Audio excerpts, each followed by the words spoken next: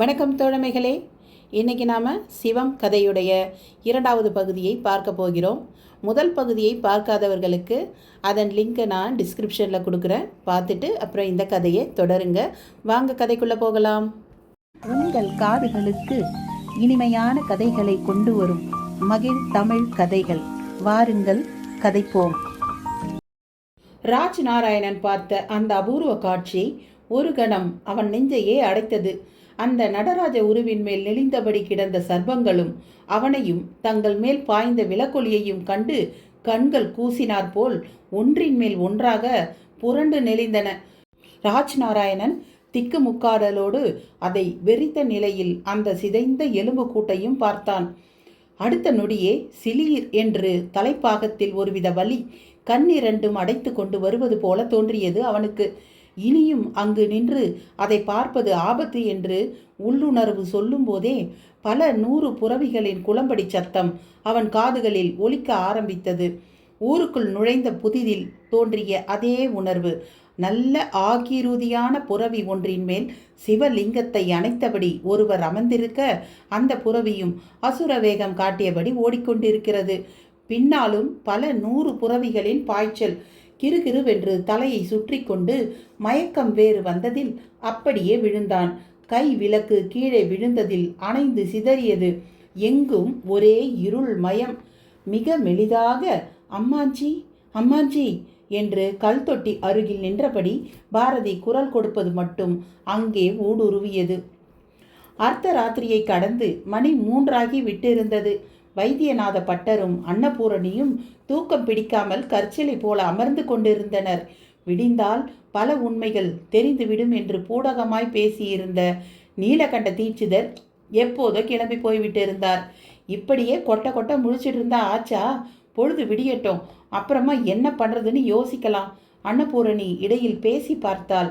உனக்கு தூக்கம் வந்தால் தூங்கு அண்ணோ, என்னால் தூங்க முடியாது, எனக்கு தூக்கம் போயிடுத்து என்ற பட்டர் எழுந்து போய் ஊஞ்சலில் அமர்ந்தார். அந்த வீட்டின் நடு மூலையில் அமர்ந்திருந்த நிலையில் அப்படியே தூங்கி போயிருந்தாள் சந்திரிகா. அவளை எழுப்பி ஒழுங்கா படுக்கவை என்றார் பட்டர். அன்னபூரணியும் ஒரு பாயை விரித்து தலையணையை போட்டு விட்டு வந்து சந்திரிகாவை எழுப்பினாள். இந்தாடி, எழுந்திருடி, எழுந்திருந்து அந்த பாயில போய் படு. எழுந்துரு. உசுப்பி எழுப்பி சந்திரிகாவை படுக்க வைத்து பட்டர் எதிரில் வந்து அமர்ந்து கொண்டாள் அன்னபூரணி. நீயும் போய் படு, எதுக்கு என் முன்னால் வந்து உட்கார்ற? இல்லை, நீங்கள் இப்படி உட்கார்ந்துருக்கும்போது எனக்கு மட்டும் தூக்கம் வருமா? ஆமாம், இதுக்கு ஒன்றும் குறைச்சல் இல்லை. ஆனால் பொண்ணை ஒழுங்காக வளர்க்க துப்பு இல்லை. நீங்கள் அவசரப்படுறேன். பாரதி நல்ல பொண்ணுன்னா நீங்கள் நினைக்கிற மாதிரி எதுவும் ஆகியிருக்காது. அப்போ எங்கடி போனா உன் பொண்ணு? எங்கே போனா சொல்லு பார்ப்போம். எனக்கு சொல்ல தெரியலண்ணா, ஆனால் என் மனசுக்கு எல்லாம் நல்லது தான் போல் தோன்றது. மண்ணாங்கட்டி, இப்படி போலியா சமாதானப்படுத்திக்க என்னால் முடியாது, தெரிஞ்சுக்கோ. அந்த நடுநிசியில் அனல் தகிக்க பட்டர் பேச அன்னபூரணியும் அதை கேட்டு மருகும்போது சாமி என்று ஒரு குரல். யாரது? வெளிப்பக்கமாய் எட்டி பார்த்தார் பட்டர். வாசல் பக்கமாய் ஒரு உருவம் கருப்பாக நிழலாடியது. யாரது இந்த நாழியில? எழுந்து துண்டை உதறிக்கொண்டு நடந்தார் பட்டர். வெளியே கோவிலுக்குள் திருட புகுந்த திருடர்களில் ஒருவனான ராஜரத்னம் நின்று கொண்டிருந்தான். யார்ப்பா நீ? என்ன வேணும் உனக்கு? பட்டர் கேட்ட மறுநொடி புதேல் என்று அவர் காலில் விழுந்தான் ராஜரத்னம். சாமி, எங்களை மன்னிச்சு காப்பாத்துங்க சாமி, உங்களால் தான் எங்களை காப்பாற்ற முடியும் என்று தேம்பி அழத் தொடங்கினான். அட, யாருப்பா நீ? நீ என்ன சொல்ற? எனக்கு ஒன்றுமே புரியலை. விபரமாக சொல்கிற சாமி, கொஞ்சம் வாங்க. எங்க? வாங்க சாமி சொல்கிறேன். அந்த ஈஸ்வரன் தான் உங்களை இந்த நேரத்துலையும் முழிச்சிட்டு இருக்க வச்சிருக்கான். வாங்க சாமி. ராஜரத்னம் வெலவெலத்து போய் பேசினான். கழுத்து, கை, மணிக்கட்டு, மார்பு பக்கமெல்லாம் ஒரே இரத்த ஜகதி. பட்டருக்கு ஒரே பதைப்பாகிவிட்டது. என்னப்பா நீ? யாருன்னே சொல்லாமல் வா வான்னு கூப்பிட்டா என்ன அர்த்தம்? திருடன் தான் இந்த நேரத்தில் வருவான். நானே இங்கே நொந்து போய் கிடக்கேன். சாமி, நான் உண்மையை சொல்லிடுறேன். நானும் ஒரு திருடன் தான் சாமி. அதுலேயும் சாதாரண திருடங்க இல்லை. இந்த ஊர் மரகதலிங்க சுவாமியையே களவாட வந்தவங்க நானும் என் கூட்டாளிகளும். ஆனால் நாங்கள் இப்போ ஒரு நாய் கூட்டத்துக்கிட்ட மாட்டிக்கிட்டு படாத பாடுபடுகிறோம். நான் மட்டும் எப்படியோ தப்பிச்சு ஓடி வந்துட்டேன். உங்கள் வீட்டில் விளக்கறியவும் நின்று பார்த்துட்டு தான் கூப்பிட்டேன். சாமி, முதல்ல என் சகாக்களை நாய்ங்கக்கிட்ட இருந்து காப்பாற்றுங்க. நாங்கள் இப்போ இந்த சாமியோட சக்தி எப்படிப்பட்டதுங்கிறத நல்லாவே புரிஞ்சுக்கிட்டோம் சாமி, நல்லாவே புரிஞ்சுக்கிட்டோம். திருடங்கத்தானே, நல்லா அனுபவிங்கடான்னு விட்டுடாம தயவு செஞ்சு வந்து காப்பாற்றுங்க சாமி. ராஜரத்னம் அவர் காலில் விழுந்து கதறினான். சப்தம் எதிர் வீடு பக்கத்து வீடு என்று எல்லோரையும் எழுப்பிவிட்டது. எல்லோருமே வாசலில் வந்து கண்ணை கசக்கி கொண்டு பார்த்தார்கள். திருவேங்கடம் என்பவர் கொட்டாய் பிரிய, என்ன சாமி, என்ன கலாட்டா என்று சற்று முன்னால் வந்தார். என்னன்னு தெரியல, இந்த ஆள் என்னென்னமோ சொல்கிறான். திருட வந்தோம், நாய் துரத்ததுங்கிறான். நம்ம ஊரில் ஏது நாய்? ஒரே ஒரு நாய் இருந்து அதுவும் லாரி ஒன்றில் அடிபட்டு செத்து போயிடுத்து. பட்டர் அவனை நம்பாதது போல பேச, சாமி வந்து பாருங்க சாமி, ஒரு நாய் இல்லை சாமி, 100 நாய்ங்க, ஒரு அடி எடுத்து வைக்க முடியல, வந்து பாருங்க. எங்கய்யா, எங்க? வாங்க சாமி, காட்டுறேன், வாங்க. நீ பொய் சொல்லலையே, என்னை பாருங்க சாமி, இதெல்லாம் அதுங்க கடிச்சது தான். பட்டரே, இவன் சொல்கிறத பார்த்தா எனக்கே பகீருங்கிறது, போய்தான் பார்ப்போமே. திருவேங்கடம் வக்காலத்து வாங்க. பட்டரும் அரைமனதாக கிளம்பினார். ராஜரத்னம் தடுமாறிக்கொண்டே முன்னால் நடக்க, பட்டரும் திருவேங்கடமும் இன்னும் சிலரும் டார்ச் லைட் சகிதம் நடந்தனர். தப்பு பண்ணிட்டோம் சாமி, பெரிய தப்பு பண்ணிட்டோம். எவ்வளவோ களவாணித்தனம் பண்ணி இருக்கோம். ஆனால் இங்கே எங்கள் பாச்சா பலிக்கவே இல்லை. கோயிலுக்குள்ளேயே எங்களை என்ன துரத்துச்சு தெரியுங்களா? கோவிலுக்குள்ளேயா? ஆமாம் சாமி, நீங்கள் வெளியே போகும்போது தான் நாங்கள் உள்ளே நுழைஞ்சோம். நீங்கள் காலையில் லேட்டாக வருவேன்னு சொன்னதெல்லாம் எங்கள் காதில் விழுந்துச்சு. நடக்கும்போது அவன் சொல்ல சொல்ல பட்டருக்குள் படபடப்பு கூடிக்கொண்டே போயிற்று. நடையும் கோவிலின் வடக்கு பக்கமாய் ஊரை விட்டு வெளியேறும் பாதை அருகே முடிவு பெற்று நின்றது. அங்கே ஊருக்கு தண்ணி வழங்கும் பெரிய வாட்டர் டேங்க், அதன் மேல் மற்ற 3 திருடர்களும் நின்று கொண்டிருக்க, டேங்கை சுற்றி 100கணக்கான நாய்கள் அவ்வளவும் அண்ணாந்து பார்த்தபடியே நின்று கொண்டிருந்தன. ஆனால் ஒரு நாய் கூட குலைக்காதது ஆச்சரியமான ஆச்சரியத்தை தந்தது. பட்டர் அப்படியே ஸ்தம்பிக்க, மற்றவர்களும் வாயடைத்து போய் பார்க்க, நாய்கள் கூட்டமும் அவர்களை பார்த்தது. பட்டரே, என்னையா இது அதிசயம்? எங்க இருந்தியா இத்தனை நாய்கள் வந்தது? திருவேங்கடம் வாய் பிளந்தார். என்ன ஒரு ஆச்சரியம்! ஏன்பா, நீங்கள் கோவிலில் திருட வந்தவ தானா? ஆமாம் சாமி, உள்ள ஆரம்பித்த துரத்தல் சாமி இது. ஈஸ்வரா, நிச்சயம் இது அந்த காலபைரவ சுவாமியோட வேலைத்தான். அப்பனே பைரவா! பட்டர் நெகிழ்வோடு அப்படியே நெடுஞ்சான் கிடையாக தரையில் விழுந்தார். மற்றவர்களும் அதை பார்த்துவிட்டு அப்படியே கீழே விழுந்து கும்பிட்டனர். நிமிர்ந்தபோது மேலும் ஆச்சரியம். அடப்பமாக நின்று கொண்டிருந்த அத்தனை நாய்களும் மாயமாய் மறைந்திருந்தன. என்ன ஒரு ஆச்சரியம் என்று எல்லோரும் வாயை பிளக்க, அந்த 3 பேரும் கூட வாட்டர் டேங்கை விட்டு கீழே இறங்க தொடங்கியிருந்தனர். இரத்த விழாராக கீழே இறங்கியவர்கள் அப்படியே சுருண்டு விழுந்து விட்டனர். அதே சமயம் தொலைவில் கையில் ராந்தலுடன் தீட்சிதர் வந்து கொண்டிருந்தார். அத்தியாயம் 12. விடிய போகும் அதிகாலை வேலை. மரகதலிங்கபுரமே ஒரு இரவில் பல அதிசயங்களை பார்த்து முடித்து விட்டது போல திகைத்து போய் நிற்கும் பட்டரையும் கல்லர்களையும் மற்றும் ஊர் ஜனங்களையும் நோக்கி தீட்சிதர் நடந்து வந்து கொண்டிருந்தார். சமீபித்து விட்ட அவரை பார்த்து எல்லோரும், அட, நம்ம தீட்சிதர் என்றனர். தீட்சிதன்தான், என்ன பைரவ கூட்டம் போயிடுதா? அவர் அங்கேயே இருந்து பார்த்ததை போல கேட்கவும் எல்லோருக்கும் ஆச்சரியம். தீட்சிதரே, இங்கே இப்போ என்ன நடந்ததுன்னு உங்களுக்கு தெரியுமா? தெரியாமத்தான் பைரவ கூட்டம் போயிடுதான்னு கேட்டேனாக்கும். அதான் எங்களுக்கும் ஒரே ஆச்சரியமாக இருக்குது. கோவிலில் கிடைச்ச ஏட்டுக்கட்டை ஞாபகப்படுத்திக்கோங்க, எல்லா ஆச்சரியங்களும் போயிடும். என்ன சொல்கிறேன்? இது இன்னொருவர்.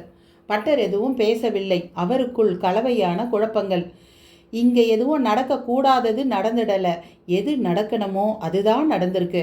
கோவிலை இடித்து கட்டும்போது மரப்பெட்டி கிடைச்சதும் அதில் ஏட்டுக்கட்டு இருந்து அது பல தகவல்களை சொன்னதும் உங்களுக்கு ஞாபகத்தில் இல்லாமல் போயிருக்கலாம். ஆனால் எனக்கு ஞாபகத்தில் இருக்குது என்றபடி அண்ணாந்தார். வானத்தில் பௌர்ணமியை நோக்கி வளரும் நிலையில் உள்ள நிலா. இவாள்லாம் யார் தெரியுமா? கோவிலில் திருட வந்தவா. நாய் கடிப்பட்டு துடிச்சுண்டு இருக்கா. முதல்ல இவாளுக்கு வைத்தியம் பார்க்கணும். நீங்கள் இப்படி ஆகாசத்தில் நிலாவை பார்த்தா என்ன அர்த்தம்? பட்டர் சற்று கடுப்போடு கேட்டார். அவருக்குள் தீட்சிதர் ராஜ் நாராயணனுக்கு அடைக்கலம் கொடுத்த கோபம், அதனால் அவன் பாரதியோடு ஓடிவிட்டதாக ஒரு கற்பனை. வைத்தி, நீ இன்னும் முக்கியமான சில விஷயங்களை பற்றி யோசிக்கவே இல்லைன்னு நன்னா தெரியறது. ஊர்க்காராளுக்கு கூட சில விஷயங்கள் தெரியாது, ஆனால் உனக்கு கூடவா தெரியல? தீட்சிதரிடம் கோபமான மறு கேள்வி. என்ன தெரியணும்? இல்லை என்ன தெரியணும்னே. பட்டரும் சற்று ஆவேசமானார். முதல்ல உணர்ச்சி வசப்படாம இவாளை கூட்டிண்டு வைத்தியர் நாடிமுத்து வீட்டுக்கு போ. அதிசயமா நாயுருவி செடியிலிருந்து ஆகாச கருடன் மூலிகை வர கோவில் நந்தவனத்தில் முளைச்சிருக்குன்னு 2 நாள் முந்தி நீ சொன்னதை கொஞ்சம் யோசிச்சுப்பார். யாரும் விதை போடாம தானாவே அவ முளைக்க காரணம் இருக்குன்னு நான் சொன்னதையும் கொஞ்சம் யோசி. அதெல்லாம் தான் இந்த கள்ள பசங்களுக்கு மருந்து. இன்னும் கொஞ்ச நாடியில் பொழுது விடிஞ்சிரும். உஷத்கால பூஜைக்காக நீ கோவிலை திறக்கும்போது உன் மனக்கலக்கமெல்லாம் தீர்ந்துவிடும். போய் ஆக வேண்டியதை பார். அவர் தீர்க்கமாய் பேசும்போது எதிர்த்து கேள்வி கேட்க யாருக்கும் எதுவும் தோன்றவில்லை. ஆனால் நிச்சயம் ஏதோ ஒரு அதிசயம் நடக்கப் போவதாக மட்டும் எல்லாருக்கும் தோன்றியது. தீட்சிதர்வாள் பேசுறதுல ஏதோ பெரிய பொருள் இருக்கிற மாதிரி தெரியறது, ஆனா அது என்னன்னு தெரியல என்றார் திருவேங்கடம். இப்ப மணி என்ன ஆறது? திருப்பி கேட்டார் தீட்சிதர். யாருக்கும் சொல்ல தெரியவில்லை. கை கடிகாரம் இருந்தால்தானே.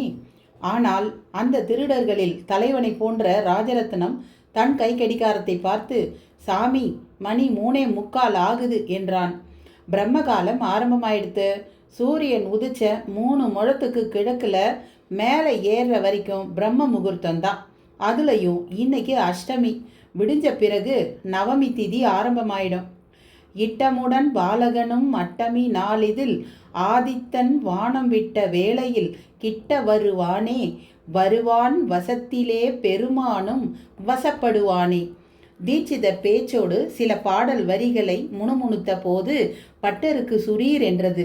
இதற்கு முன் அதை கண்டெடுக்கப்பட்ட ஏடுகளிலிருந்து வாசித்து பார்த்தது போல் ஒரு ஞாபகம்.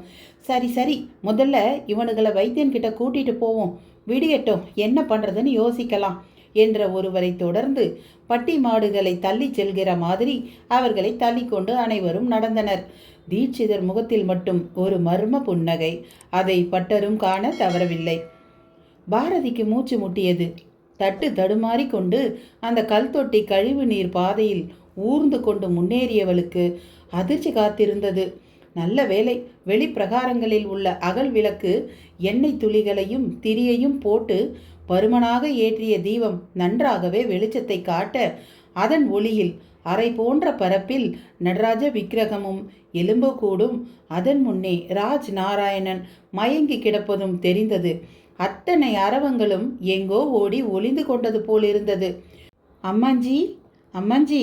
மயங்கி கிடந்தவனை பாரதி தொட்டு எழுப்பியபடியே நடராஜ விக்கிரகத்தையும் எலும்பு கூட்டையும் பார்த்து விக்கித்து போனாள். பயத்தில் அழுகை துளிர்த்து குரலும் மிக வேகமாக அம்மாஞ்சி, அம்மாஞ்சி என்று அவளை துளைத்தெடுத்தது.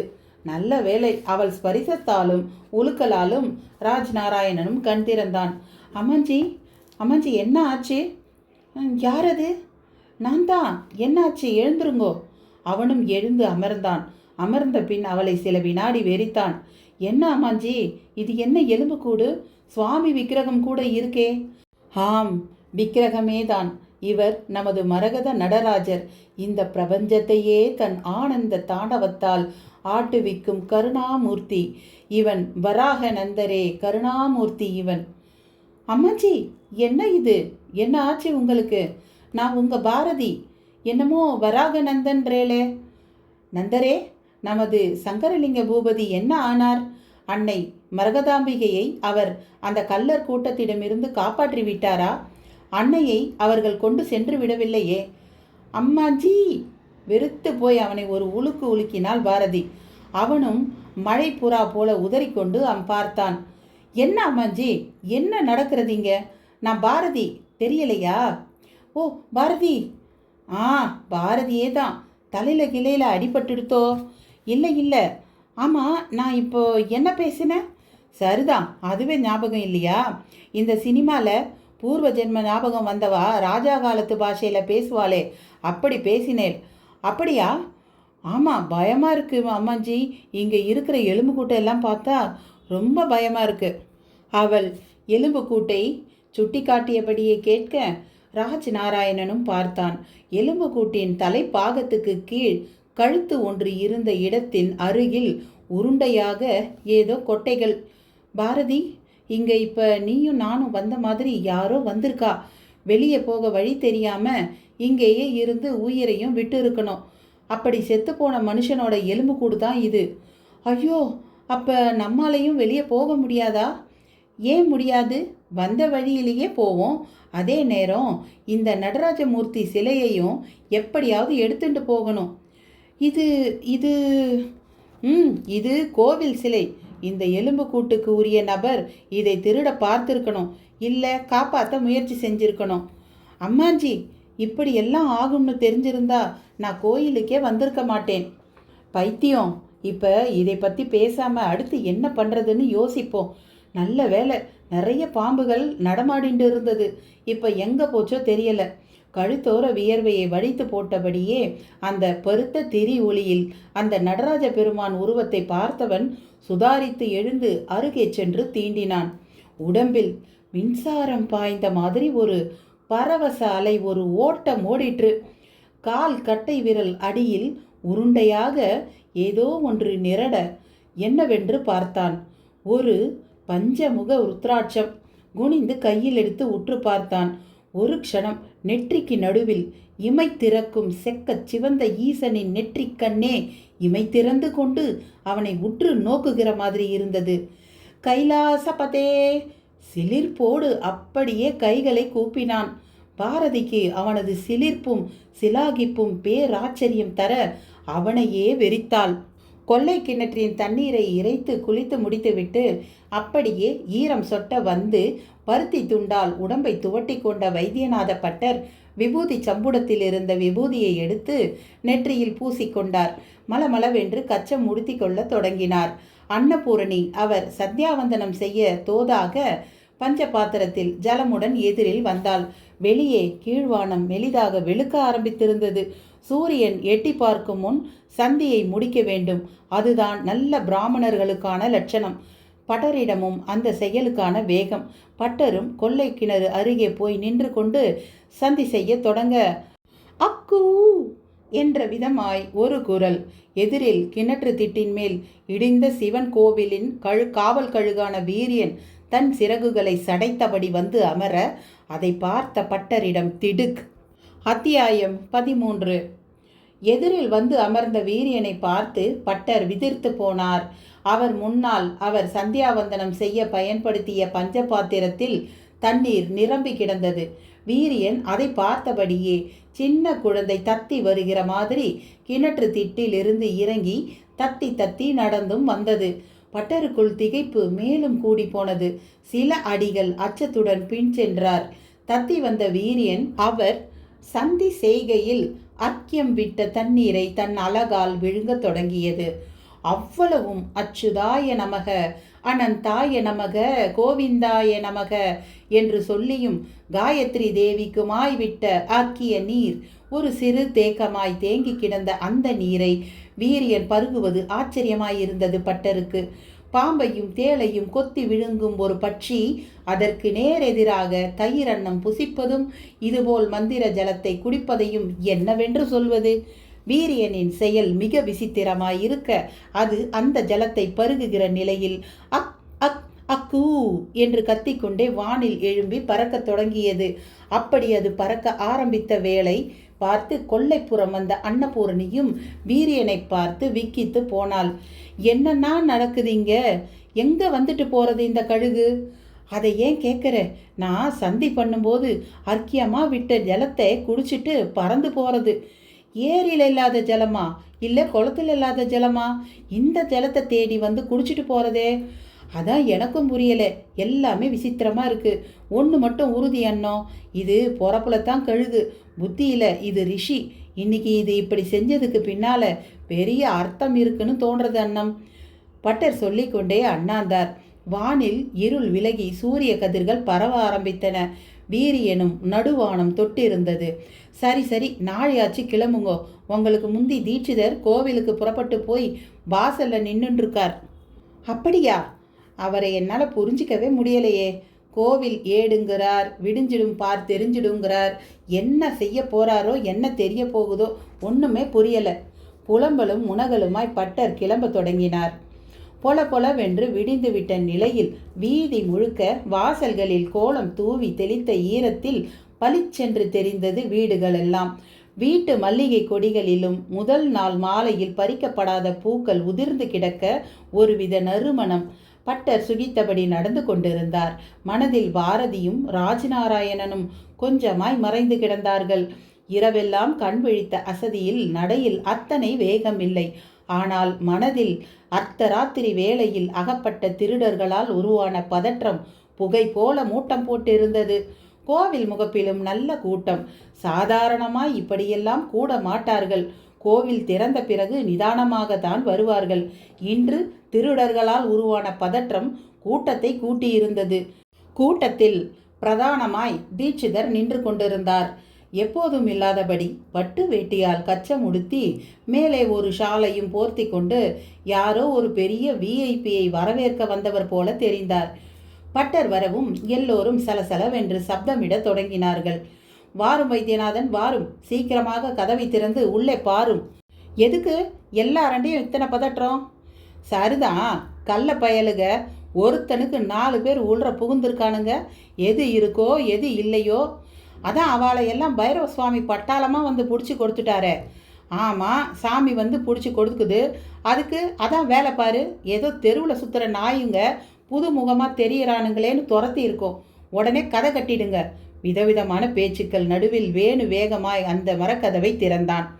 கிரக் கிரக் கிரீச் சப்தமுடன் அந்த முக்கால் பனை உயர கதவு திறந்து கொள்ள ஈஸ்வரா என்றபடியே பட்டர் தான் முதலில் காலை வைத்தார். நிமிர்ந்து நேரே பார்த்தவருக்கு தூக்கி அடித்தது.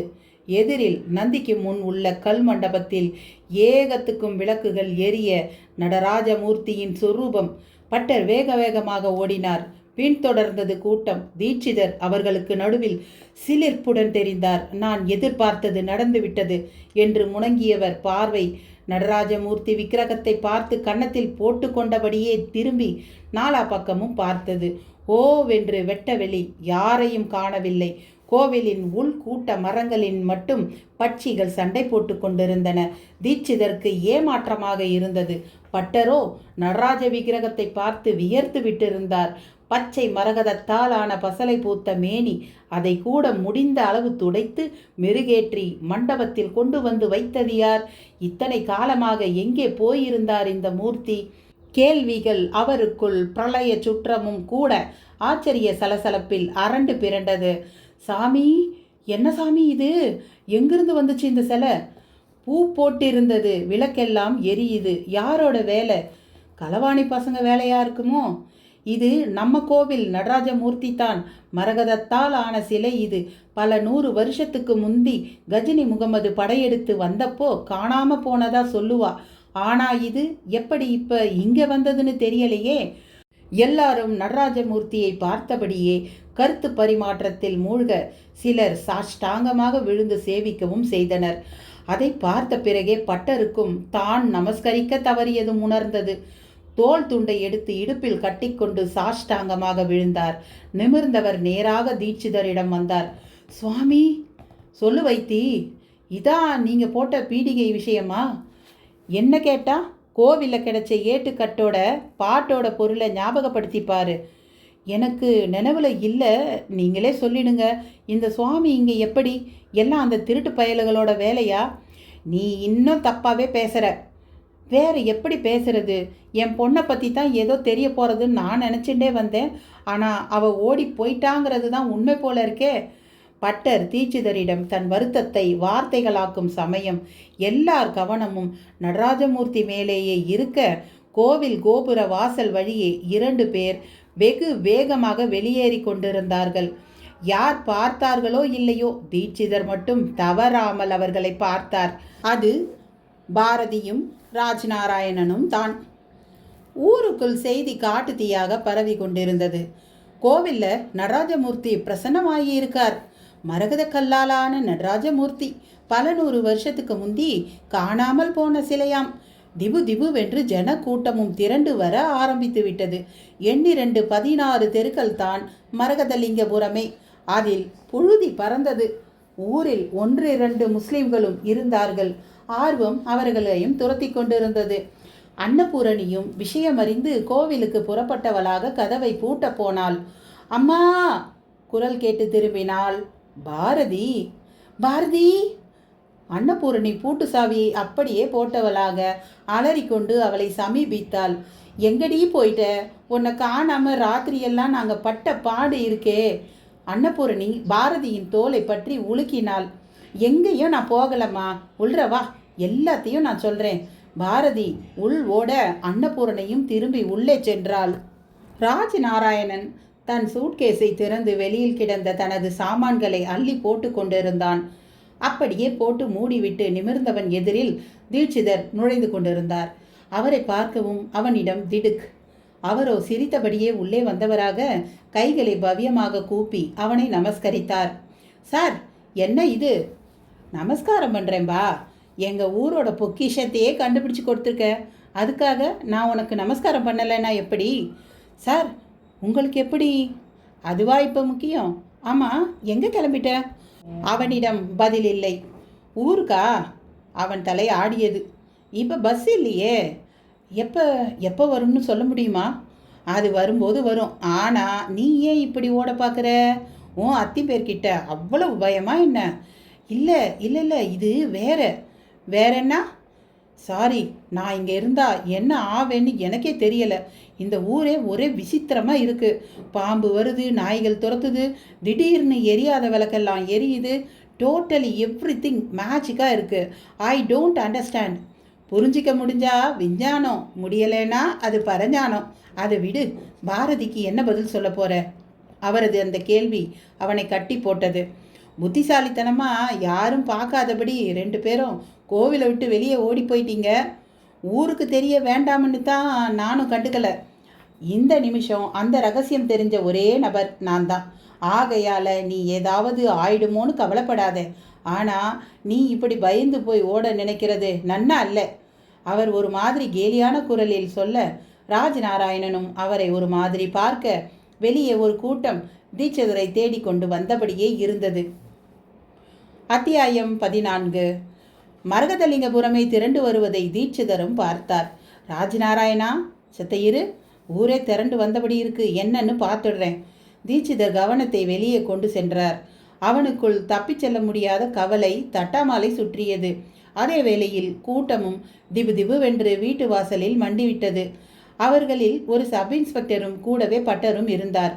தீட்சிதருக்கு புரிந்துவிட்டது. வாங்க சப் இன்ஸ்பெக்டர் என்று அவரை உள்ளே அழைத்தார். அவரோடு பட்டரும் மற்றவர்களும் உள்ளே நுழைந்தனர். பட்டரை பார்க்கவும் ராஜநாராயணன் விக்கித்து போனான். அவரிடமும் அதே நிலை. தீட்சிதரே, இவன்... அவர் வந்த காரணத்தை விட்டு ராஜநாராயணனை காட்டி கேட்க, உங்கள் மருமான் இங்கே இருக்கானேன்னு பார்க்கிறேளா? நேற்று ராத்திரி பின்னால் கொல்லை பக்கமாக போய் படுத்துட்டான் போல இருக்கு. நான் கவனிக்கலை. மொத்தத்தில் எங்கேயும் ஓடி போயிடலை, இங்கே தான் இருக்கான் என்று பொத்தாம் பொதுவாய் பட்டருக்கு ஒரு பதிலை சொல்லிவிட்டு சப் இன்ஸ்பெக்டரை பார்த்தார். அவரும் ராஜநாராயணனை ஒரு பார்வை பார்த்தபடி, மிஸ்டர் தீட்சிதர், எனக்கு ஸ்டேஷனுக்கு விதவிதமான தகவல்கள் வந்தன. அந்த காலத்து சிலை திரும்ப கிடச்சிடுச்சுன்னு சிலரும், ஒரு கூட்டமே திருட வந்தது, அவங்க தான் அதை கொண்டு வந்து வச்சிருக்கணும்னு சிலரும் பல மாதிரி பேசிக்கிறாங்க. அது மட்டும் இல்லை, இப்படியெல்லாம் நடக்கும்னு முந்தியே கோவில் ஏட்டில் வந்ததா நீங்கள் சொன்னீங்களாம். ஆமாம், என்ன இதெல்லாம்? சப் இன்ஸ்பெக்டர் பெரிய வியப்புகள் எதுவுமின்றி மிகுந்த தொழில் முறையோடு பேசினார். நீங்கள் எப்படி நினைக்கிறீங்களோ அப்படி எடுத்துக்கோங்களேன். தீட்சிதர் சொன்ன பதில் எல்லோருக்கும் ஆச்சரியத்தை தந்தது. என்ன சொல்கிறீங்க? உண்மையில் என்ன நடந்ததுன்னு அப்போ யாராலையும் சொல்ல முடியாதா? அதான் பிடிச்சு வச்சுருக்கோமே திருடங்க, அவங்கள விசாரிச்சு பாருங்க. நாங்கள் திருடத்தான் வந்தோம், நாங்கள் எதையும் கண்டுபிடிக்கல, கோவிலில் எதையும் விடவும் இல்லைன்னு சொல்லி கேவி கேவி அழறாங்க அவங்க. அப்போ ஏட்டில் சொன்னபடி நடந்திருக்கிறதா முடிவு செய்ய வேண்டியது தான்.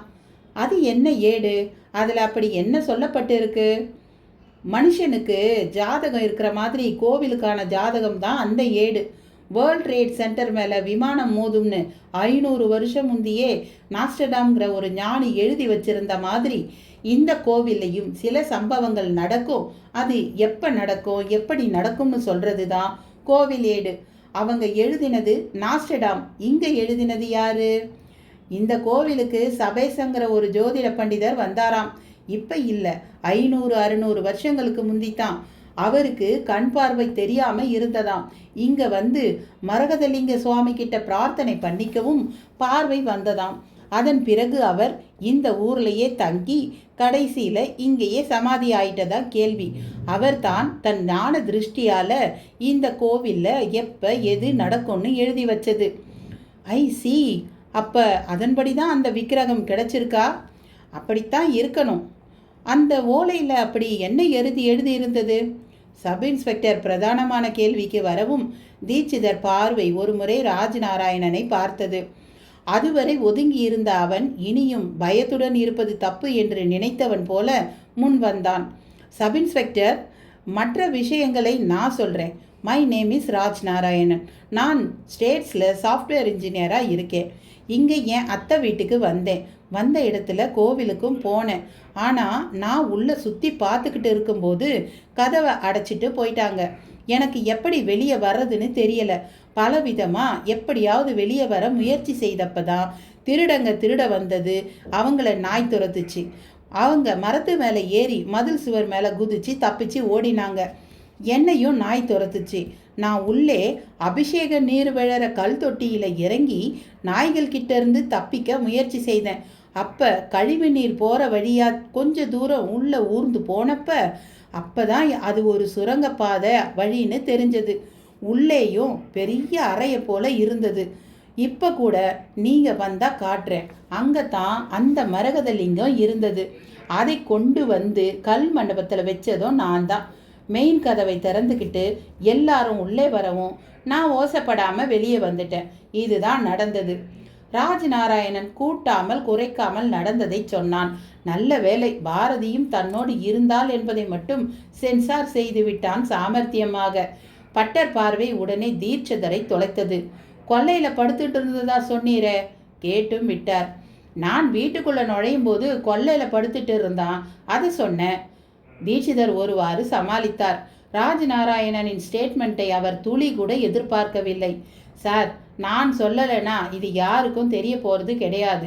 இருந்தாலும் நான் இதை ஏன் சொன்னேன்னா அதுக்கு காரணம் இருக்கு. ராஜ்நாராயணன் மீண்டும் பேசி பேச்சில் ஒரு கொக்கியையும் மாட்டினான்.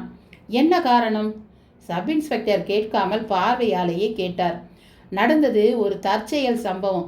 நான் இந்த ஊருக்கு வந்ததும் என் அத்தையை பார்க்க, பர்டிகுலராக என் அத்தை பெண் பாரதியை கல்யாணம் செய்துக்க, அவ்வளவுதான். வந்த இடத்துல தான் இவ்வளவு சம்பவங்களும். இதை பற்றி எல்லாம் ஏடு சொல்கிறதா இந்த தீட்சிதர் சொல்கிறது எவ்வளவு தூரம் உண்மைன்னு எனக்கு தெரியாது. ஆனால் ஒன்று, நான் தெய்வ நம்பிக்கை பெருசாக இல்லாதவன். நேற்றைய இரவு சம்பவம் என்னை பெருசாக யோசிக்க வச்சிருக்கு. இதுதான் உண்மை. இந்த உண்மையை நான் சொல்ல தவறினா அந்த சிலை பற்றின விஷயங்களை கற்பனையும் பொய்யும் சொல்லப்படலாம். அதனால தான் ஒளிவு மறைவில்லாமல் எல்லா உண்மைகளையும் சொல்லிட்டேன்.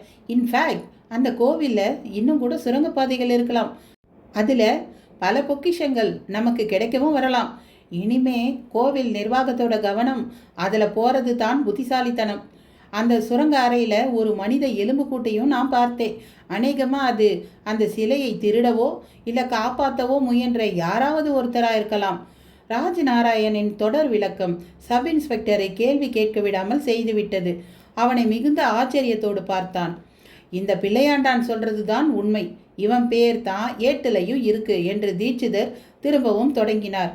அப்படின்னா முதல்ல அந்த ஏட்டை காட்டுங்க, பிறகு அந்த எலும்பு கூட்டை பார்ப்போம். சப் இன்ஸ்பெக்டர் திரும்பினார். தீட்சிதரும் உற்சாகமாக பின்தொடர தொடங்கினார்.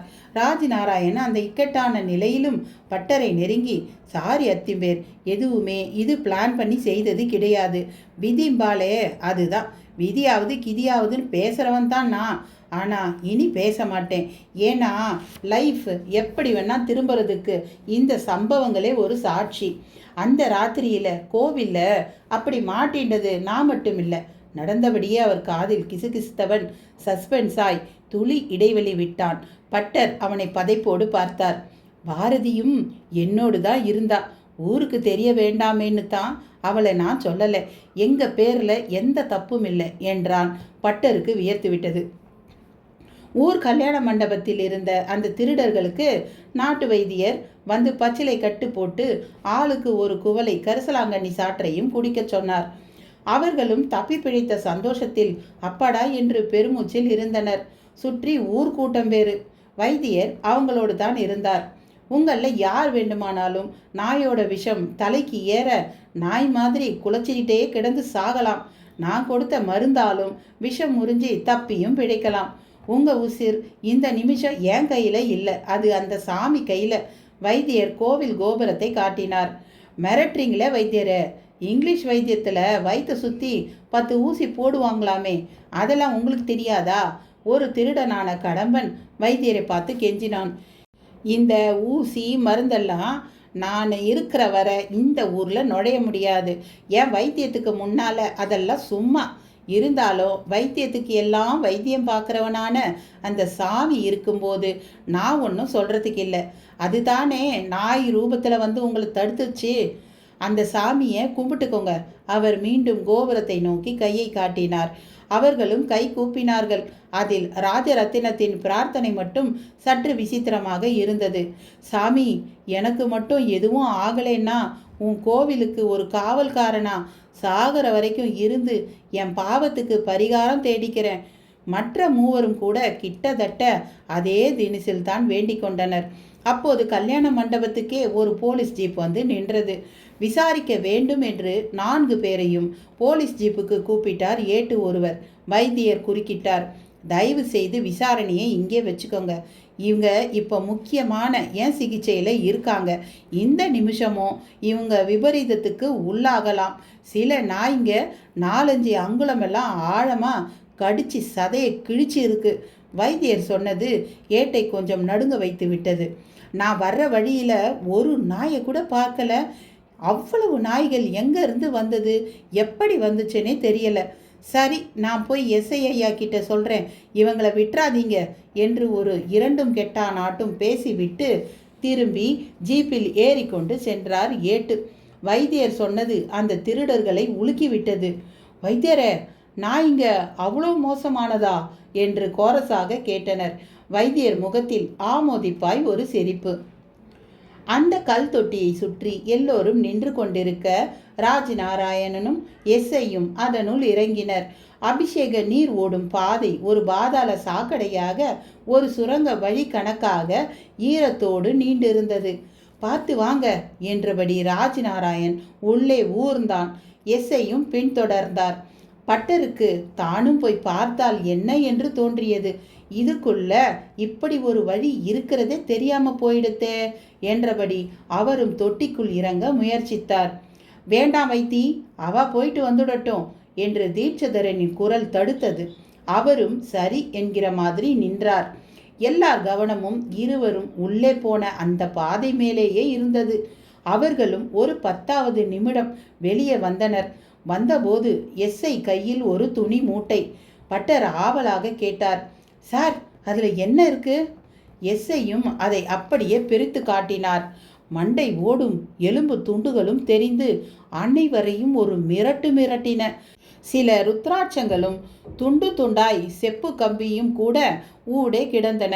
தீட்சிதர் அதை பார்த்த மாத்திரத்தில் சொன்னார், இது பிரம்மானந்த பட்டரோட எலும்பு கூட தான் இருக்கணும். பிரம்மானந்த பட்டரா? எல்லோரும் தீட்சிதரை கூர்மையாக பார்த்தனர். அத்தியாயம் 15. அந்த எலும்புகளையும் ருத்ராட்சங்களையும் பார்த்துவிட்டு இது பிரம்மானந்த பட்டரின் எலும்புக்கூடு என்ற தீட்சிதரை எல்லோரும் ஆர்வமாக பார்த்தனர். எஸ்ஐ மட்டும் யார் சாமியது என்று கேட்டார். பிரம்மானந்த பட்டர் அந்த கோவில் ஊழியம் பார்த்த ஒருத்தர். இந்த நடராஜ மூர்த்தியை காப்பாத்துறதுக்காக தன்னையே அர்ப்பணிச்சுண்டவர். இவரை பற்றின குறிப்பை சுவடியில் பார்த்தேன். அதான் இது அவர் எலும்பு கூட இருக்கணும்னு சொன்னேன். அந்த சுவடிகளை நான் பார்க்கலாமா? எஸ்ஐ கேட்க, தீட்சிதர் பார்வை வைத்தியநாத பட்டரை நோக்கிதான் சென்றது. பட்டரும் புரிந்தது போல, வாங்கோ காட்டுறேன், அது ஆபரண அறையில பத்திரமா இருக்கு என்றபடியே அங்கிருந்து நடந்தார். எல்லோரும் பின்தொடர்ந்தனர். ஆபரண அறை கோவிலின் தெற்கு பிரகாரத்தில் 63 சிலை வரிசையை ஒட்டியே இருந்தது. அந்த நாளையே கதவு பித்தளை பூண் போட்ட நாதாங்கி, பூட்டு கூட வழக்கத்தில் இல்லாத சைஸில் அரை முழ நீள சாவியை போட்டு திறக்க வேண்டியதாக இருந்தது. உள்ளே கும்மிருட்டு, நாலாபுறமும் துளி கூட காற்று போய் வர வழி இல்லாத கருங்கற்சுவர்கள். அவற்றை ஒட்டி 4 பேர் இறங்கி படுத்து கொள்ளலாம் என்ற அளவில் பெரிது பெரிதாக மரப்பெட்டிகள். அதில்தான் கோவிலின் நகைகள் இருந்தன.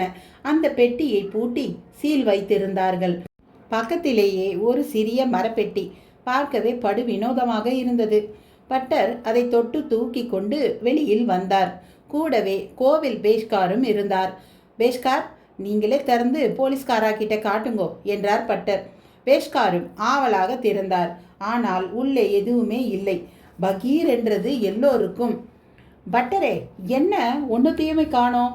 எஸ்ஐ கேட்க பட்டருக்கு தலையை சுற்றியது. தீட்சிதரும் உள்ளே கூர்மையாக பார்த்துவிட்டு அதிர்ந்து போனார். என்ன இது மாயமா இருக்கு? இதுல தானே அந்த ஏடுகள்லாம் இருந்தது. பட்டர் பதறினார். எஸ்ஐ முகம் மாறி விட்டிருந்தது. தீட்சிதரை தான் ஒரு மாதிரி பார்த்தார். என்ன என்ன என்ன எதுக்கு அப்படி பார்க்குறேன்? நீங்கள் தான் அந்த ஏட்டுக்கட்டை பற்றி அதிகம் பேசினவர். இப்போ என்னடான்னா அதை காணலை. காணாமல் போகிற அளவுக்கு அது விலை மதிப்பில்லாத ஒரு பொருளா என்ன? அதில் சந்தேகமா என்ன? இந்த கோவிலோட வரலாறுன்னா அதில் இருக்கு. அந்த வரலாற்றால் யாருக்கு என்ன புண்ணியம்? அப்படி இல்லை சப் இன்ஸ்பெக்டர் சார். பல 100 வருஷங்களுக்கு முன்னால் இந்த கோவில் கஜினி முகமது படையெடுப்பின் போது சூறையாடப்பட்டு இருக்கு. அந்த நேரத்தில் கோவிலில் பட்டராக இருந்தவர் தான் பிரம்மானந்தர். அவர் கோவில் விக்கிரகங்களை எப்படியும் காப்பாற்றணும்னு ஆசைப்பட்டார். அப்போ அவருக்கு உதவி செய்தவங்க 2 பேர். அதில் ஒருத்தர் பேர் வராகநந்தர், இன்னொருத்தர் பேர் சங்கரலிங்க பூபதி. இதில் வராகநந்தர் ஒரு நெல் வியாபாரி. சங்கரலிங்க பூபதியோ இந்த மரகதலிங்கபுரத்தை உள்ளடக்கின பல கிராமங்களுக்கு தலையாரியா இருந்தவர். அவருடைய தலைமுறை தான் பின்னால் ஜமீன் பரம்பரையா மாறி இப்பவும் அவங்க வம்சாவளிகள் இருக்காங்கன்னா பார்த்துக்கோங்களேன். அப்போ இந்த விவரங்கள் எல்லாம் அந்த ஓலைச்சுவடியில் இருந்ததா? ஆமாம், அதனால தான் எனக்கு இவ்வளோ விஷயமும் தெரியும். அது மட்டுமல்ல, மாலிகாப்பூர் படையெடுப்பின் போது பிரம்மானந்த பட்டர் அந்த 2 பேர் உதவியோட இந்த கோவிலோட பெரிய பொக்கிஷமான மரகத லிங்கத்தையும் அம்பாள் திருமேனியையும் நடராஜமூர்த்தி விக்கிரகத்தையும் எப்படியோ கொள்ளை போகாமல் தடுத்துட்டார். அவர் அன்னைக்கு திருடு போகாமல் காப்பாற்றின நடராஜர் இன்னைக்கு கிடைச்சிட்டார். அதுவும் அமெரிக்காவிலிருந்து இந்த ஊருக்கு சாதாரணமாக வந்த இந்த ராஜ் நாராயணனால. இந்த விஷயமும் அந்த ஏட்டில் இருந்தது. அப்படியா? எப்படி? கொஞ்சம் விளக்கமாக சொல்ல முடியுமா? எல்லாமே பாட்டாக தான் இருந்தது. உரைநடையில் எழுதுறது இந்த காலம். ஆனால் அந்த காலத்தில் பெரும்பாலும் பாட்டு ரூபத்தில் தான் கதைகள், செய்திகள் எல்லாமே இருந்தது. அப்படி ஒரு பாட்டு தான் இன்னைக்கு நடராஜ விக்கிரகம் கிடைக்கும்னு ஒரு இண்டிகேஷனை கொடுத்தது. அந்த பாட்டு கூட எனக்கு நன்னா ஞாபகம் இருக்கு. இட்டமுடன் பாலகனும் அட்டமீ நாளதில் ஆதித்தன் வானம் விட்ட வேளையில் கிட்ட வருவானே வருவான் வசத்திலே பெருமானும் வசப்படுவானே. வசப்படும் பெருமானும் புலர்ந்திடும் காலையில் நிஜப்படுவானே. அதாவது அஷ்டமி நாளன்னைக்கு சூரிய அஸ்தமனத்துக்கு பிறகு பாலகனாகிய ராஜ் நாராயணன் கையில் கிடைக்கும். அப்படி கிடைக்கிற பெருமான், அதாவது நடராஜமூர்த்தி, புலர்ந்திடும் காலையில், அதாவது மறுநாள் காலையில் நிஜப்படுவான். அதாவது எல்லாரும் பார்க்கும்படியா தெரியும்னு அதுக்கு பொருள். இப்போ அப்படித்தானே ஆகியிருக்கு. தீட்சிதரின் விளக்கம் எல்லோரையும் பிரமிக்க வைத்தது. அப்படின்னா அதில் மற்ற விக்கிரகங்களும் எப்போ கிடைக்கும், எப்படி கிடைக்கும்னு இருக்கும் தானே? 100% சரி. அப்போ அது ஒரு ரகசியம் இல்லையா? சந்தேகம் என்ன? இன்னைக்கு கிடைச்சிருக்கிற மரகத கல்லால் ஆன நடராஜ மூர்த்தியே பல கோடி மதிப்பு பெறும். மரகத லிங்கத்தோட மதிப்பையும் அம்பாள் திருமேனி மதிப்பையும் யாராலையும் கணக்கு போடவே முடியாதே. அப்படின்னா யாரோ இந்த சுவடிகளை திட்டமிட்டு திருடி இருக்காங்க. சந்தேகமே இல்லை. இல்லைனா இந்த பொட்டியில் அந்த சுவடிகள் இருக்கணுமே. அது சரி, இந்த சுவடிகளில் இந்த ரகசியங்களை எழுதினது யார்? எழுதினவர் 4 காலமும் தெரிஞ்ச ஒரு சித்தர். வெளி பார்வைக்கு ஜோதிடரா தெரிஞ்சவர் அவர். இந்த கோவிலுக்கு வந்தபோது குருடரா இருந்ததாகவும் இங்க வந்து பார்வை கிடைச்சதாகவும் அதன் பிறகு அவர் இந்த கோவிலை விட்டு போகாம இங்கேயே வாழ்ந்து மடிஞ்சாருன்னு சொல்றாங்க. மனிதர்களுக்கு ஜாதக பலனை எழுதி கொடுக்கிற மாதிரி அவர் தான் கோவிலுக்கும் கால பலன்களை எழுதினவர். எழுதினதை ஒரு பெட்டியில வச்சு இந்த கோவில் நிர்வாகிகளும் பாதுகாத்திருக்காங்க. அப்ப இருந்த யாருக்கும் சுவடியோட மதிப்பு தெரியலையா, இல்ல அவங்க சுவடியை படிச்சே பார்க்கலையாங்கிறதெல்லாம் விடை தெரியாத கேள்விகள். அந்த பெட்டி காலப்போக்கில் இந்த கோவில்ல சுரங்கப்பாதைக்கு எப்படி போச்சுன்னு தெரியல. சமீபத்தில் இந்த கோவிலை புதுப்பிச்சு கும்பாபிஷேகம் பண்ண திட்டமிட்டப்போ அந்த சுரங்கப்பாதை இருக்கிறது தெரிய வந்து அதில் போய் பார்த்தப்போ இந்த பொட்டியும் கிடைச்சது. நான் தான் முதலாக திறந்து பார்த்தேன். தீட்சிதர் ஒரு வழியா எல்லா விவரங்களையும் சொல்லி முடித்தார். கூட்டமும் வாயை பிளந்து விட்டிருந்தது. குறிப்பாக ராஜநாராயணன் ஆச்சரியத்தின் உச்சத்தில் இருந்தான். சரி, இந்த அரைச்சாவி யார்கிட்ட இருக்கும்? எஸ்ஐ என்கொயரிக்கு தாவ பேஷ்கார் முன்வந்து, இது எப்பவும் தர்மகர்த்தா தணிகாச்சலம் பிள்ளையோட ஆபீஸ் பீரோல தான் இருக்கும். அவர் எங்கேயாவது வெளியூருக்கு போகும்போது பீரோ சாவியை என்கிட்ட கொடுத்துட்டு போவாருங்க என்றார். இப்போ மிஸ்டர் தணிகாசலம் எங்கே? அவர் மகளுக்கு வரம் பார்க்க மாயவரம் வரை போயிருக்காருங்க. அப்போ அவர் வந்தால் இந்த ஏடு எங்கே போச்சுங்கிறது தெரிய வருமோ? அப்படி தான் இப்போ நினைக்க வேண்டியிருக்குது. எப்படி நினைச்சாலும் சரி, அது ரொம்ப மதிப்புள்ள சுவடிகள். அதனால தான் அடுத்து அம்பாள் விக்கிரகம் எப்போ கிடைக்கும்னோ மரகதலிங்கம் எப்போ கிடைக்கும்னு குறிப்பு இருக்குது. அதனால் அந்த சுவடிகள் கண்டிப்பாக கண்டுபிடிக்கப்பட்டாகணும். தீட்சிதர் முத்தாய்ப்பு வைக்க எஸ்ஐ பார்வை தன்னோடு நின்று கொண்டு என்கொயரிகளை குறிப்பு எடுத்தபடி இருந்த ஏட்டு வரதமுத்துவை பார்த்தது. வரதமுத்து புரிந்து கொண்டவர் போல, தணிகாசலம் பிள்ளை வீட்டுக்கு இப்போவே நான் போய் அவர் எப்போ வருவார்னு தெரிஞ்சுட்டு வந்துடுறேன் என்றார். எஸ்ஐ தொடர்ந்து ஆபரண அறைக்குள் நுழைந்து ஒரு துழாவி விட்டு அந்த காலி பெட்டியையும் பார்த்து விட்டு கிளம்பினார். ராஜநாராயணன் அதுவரை எதுவும் பேசாமல் கவனித்து கொண்டிருந்தவன் தீட்சிதரை நெருங்கி, காணாம போனவைகளை பற்றி பேசின சுவடியே காணாம போயிடுத்தே, அதுவும் காணாம போகும்னு அதில் ஏதாவது குறிப்பு இருந்ததா கிண்டலாக கேட்டான். அம்பி, நடக்கிற அவ்வளவையும் நீ ஏதோ சினிமான்னு நினச்சி பார்த்துட்டுருக்கே போல இருக்கு. நீ கேலிக்கு கேட்டியோ இல்லை சீரியஸாக கேட்டியோ அது பற்றி எனக்கு கவலை இல்லை. ஆனால் நீ கேட்ட மாதிரி அந்த சுவடியில் சில வரிகள் இருந்தது. கண்ணில் பட்ட நாளிலிருந்து மண்டலம் கால்வரை சீருடன் இருக்கும் இச்சுவடி விண்ணில் பறந்தே விலை பெற்றோடும் இன்னு ஒரு குறிப்பு அதில் இருக்கு. அதுதான் இப்போ நடந்திருக்கு நினைக்கிறேன். தீட்சிதர் சொன்னதை கேட்ட ராஜநாராயணன் ஒரு கணம் திக்குமுக்காடி போனான். இந்த மனிதரை எப்படி சென்றாலும் மடக்க முடியவில்லையே என்று நினைத்தான். அப்படின்னா என்ன அர்த்தம்னு சொல்லிடுங்களேன். இந்த ஏட்டுக்கட்டை எடுத்து ஒருத்த வித்துடுவான், அதுவும் விமானம் மூலமாக வாங்கினவன் கிட்ட போய் சேருங்கிறது அர்த்தம். பரவாயில்ல, பளிச்சுன்னு பாட்டுக்கு அர்த்தம் சொல்கிறேன், ஃபென்டாஸ்டிக். அப்போ உங்கள் பாடல் பொருள் படி இந்த சுவடி விலை போயிடுதா? நிச்சயமா. இதை ஏன் எஸ்ஐ கிட்ட சொல்லலை? காரணமாக தான். சில விஷயங்களை நடக்க கன்ஃபார்ம் பண்ணிக்கணும். முதல் விஷயம் உன் சமாச்சாரம் நடந்து முடிஞ்சாச்சு. இதை நான் முன்னாடியே உங்ககிட்ட சொல்லியிருந்தா கதையேன்னா வேற மாதிரி போயிருந்திருக்கும். அப்போ என்கிட்ட மட்டும் இப்போ எதுக்கு சொன்னீங்க? நீதானே இனி ஒவ்வொரு அட்வென்ச்சருக்கும் கர்த்தா, அதாவது ஹீரோ. அதான் உங்ககிட்ட சொன்னேன். புரியலை? போக போக புரியும். எனக்கு அந்த சுவடி பாட்டு வரிகள் அவ்வளவும் அத்துப்படி. அதை திருடனவன் யாருன்னு போலீஸ் ஒரு பக்கம் தேடட்டும். பாட்டோட அர்த்தப்படி அம்பாள் விக்கிரகம் எங்கே இருக்குன்னு நாம கண்டுபிடிக்கலாம். உபாசகர் வளைத்து பிடித்து கேட்ட கேள்வி முன் திணறி போனான் ராஜநாராயணன். அத்தியாயம் 16. தீட்சிதர் சொல்ல வேண்டியதையெல்லாம் சொல்லிவிட்டு ராஜநாராயணனை பார்த்தார். அவன் முகத்தில் தீவிர சிந்தனை. என்னப்பா, ஊருக்கு கிளம்பி போகிறது தான் உன் முடிவா இல்லை? அவர் முடிக்கும் முன் அவன் அவரை ஊடுருவினான். இதை பாருங்க மிஸ்டர் தீட்சிதர், நான் இந்த ஊரில் இருந்தால் பாரதி ஞாபகத்தை தவிர்க்க முடியாது. அவளும் என்னை பார்க்க வருவா. இது என் அத்திம்பேருக்கும் பிடிக்காது. வீணா ராசாபாசமாகும். அவசியமா? தீட்சிதர் பதிலுக்கு சிரித்தார். பின் உனக்கு ஒரு விஷயம் தெரியுமா என்று கேட்டார். சொன்னா தானே தெரியும். ஓம் நமச்சிவாயன்னு ஒரு தடவை சொன்னாலே பண்ண பாவம்லாம் போயிடுறதும்பா. ஆனால் இதில் ஒரு சூட்சமம் இருக்குது. அதை எந்த அளவு ஆத்ம பாவத்தோட பக்தியோட சொல்லணுங்கிறது தான் அந்த சூட்சமம். இப்போ இதுக்கும் நான் ஊரை விட்டு போகிறத பற்றி சொன்னதுக்கும் என்ன சம்பந்தம் சொல்கிறேன். இப்படி ஓம் நமச்சிவாயன்னு ஆத்ம பாவத்தோட எத்தனை பேரால் சொல்ல முடியுங்கிறதால தான் பல்வேறு வழிமுறைகளை வச்சிருக்கா. அதில் முக்கியமான ஒரு விஷயம் பிரதோஷத்தின் போது அந்த ஈஸ்வரனை தரிசனம் பண்ணுறது.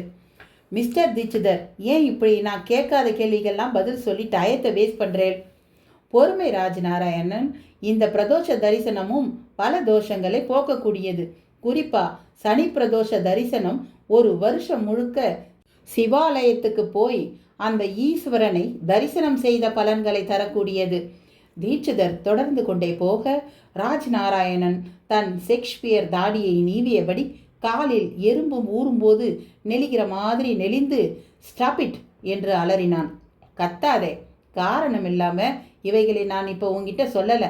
இப்போ நமச்சிவாயாங்கிற நாம பாராயணம் பண்ணாமல் பிரதோஷத்துக்கும் கோவிலுக்கும் போகாமல் உட்கார்ந்த இடத்துல சிவானுக்கிரகம் பெறவும் ஒரு சந்தர்ப்பம் இருக்கு.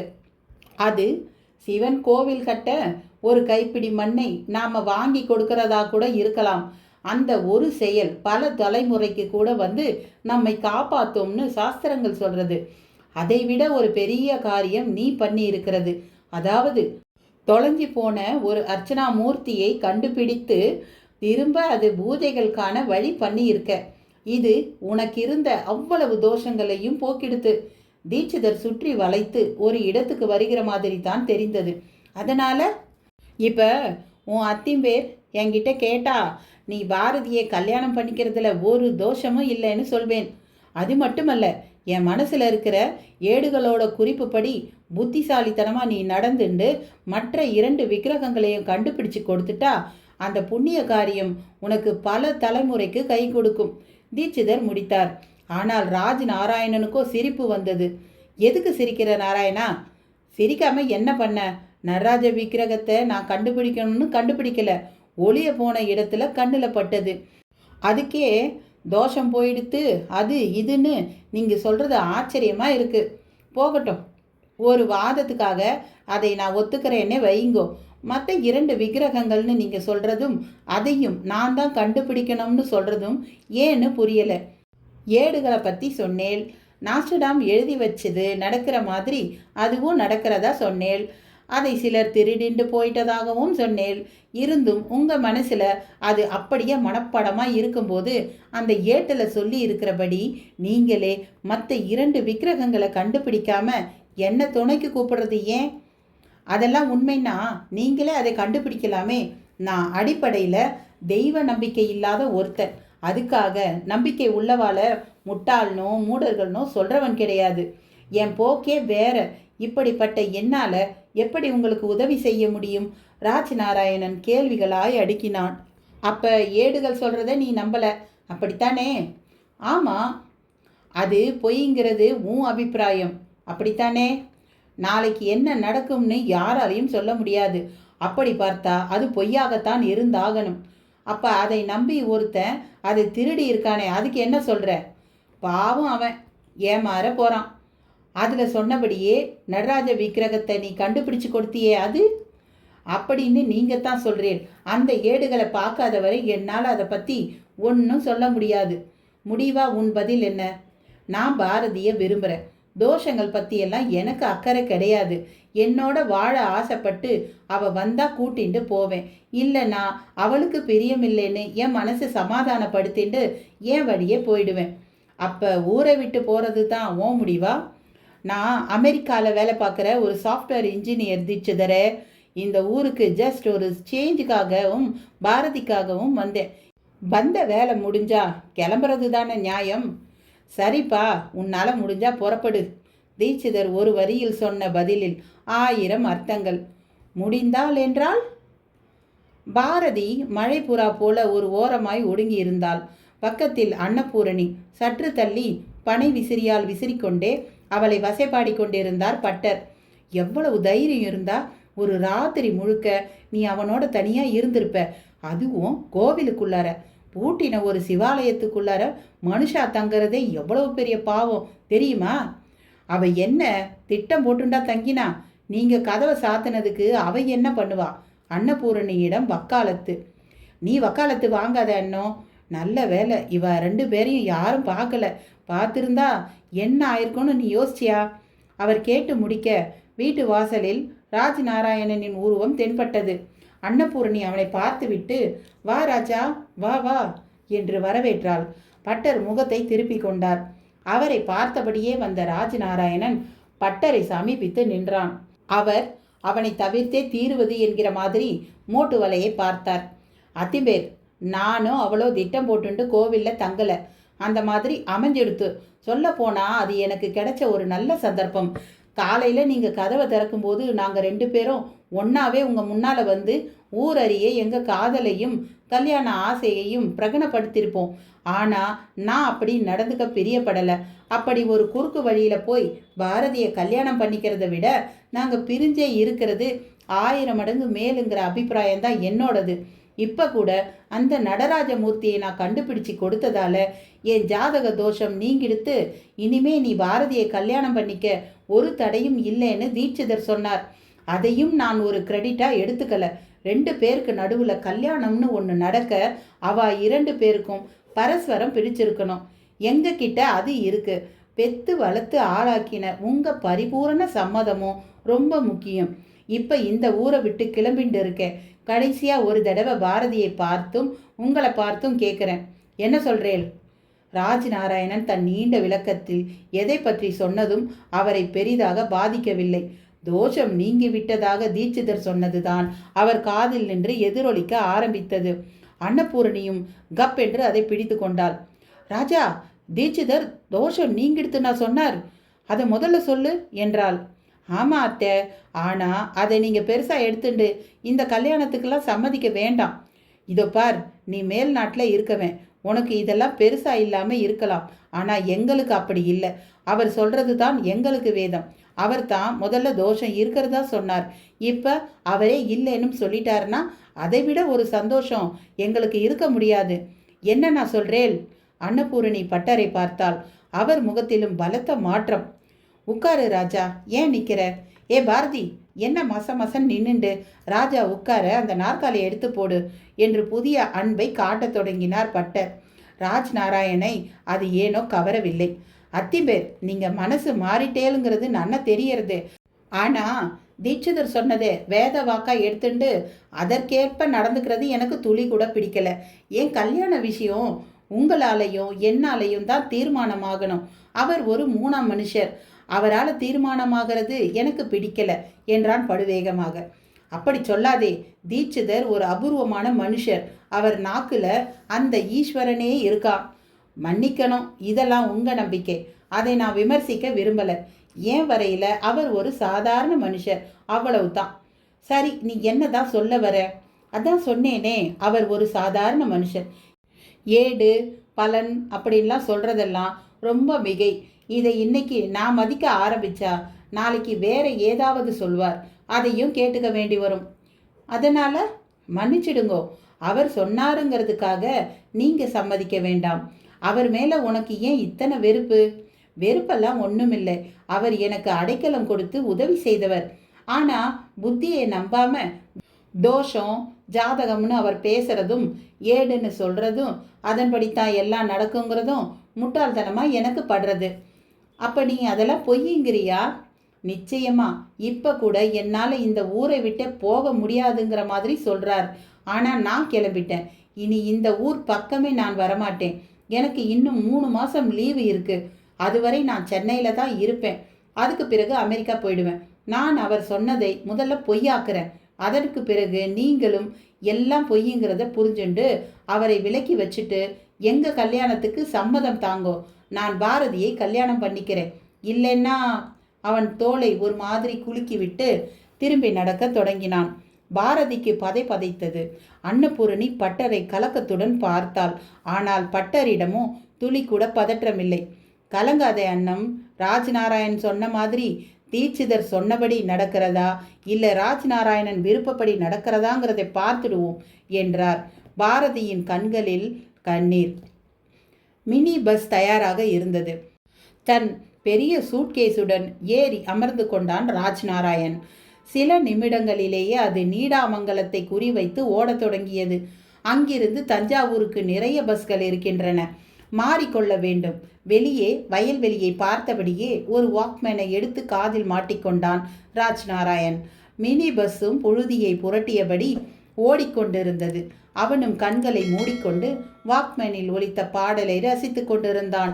அப்போது துப்பாக்கி ஒன்று தோட்டாவை ஆவேசமாக உமிழும் சப்தம்.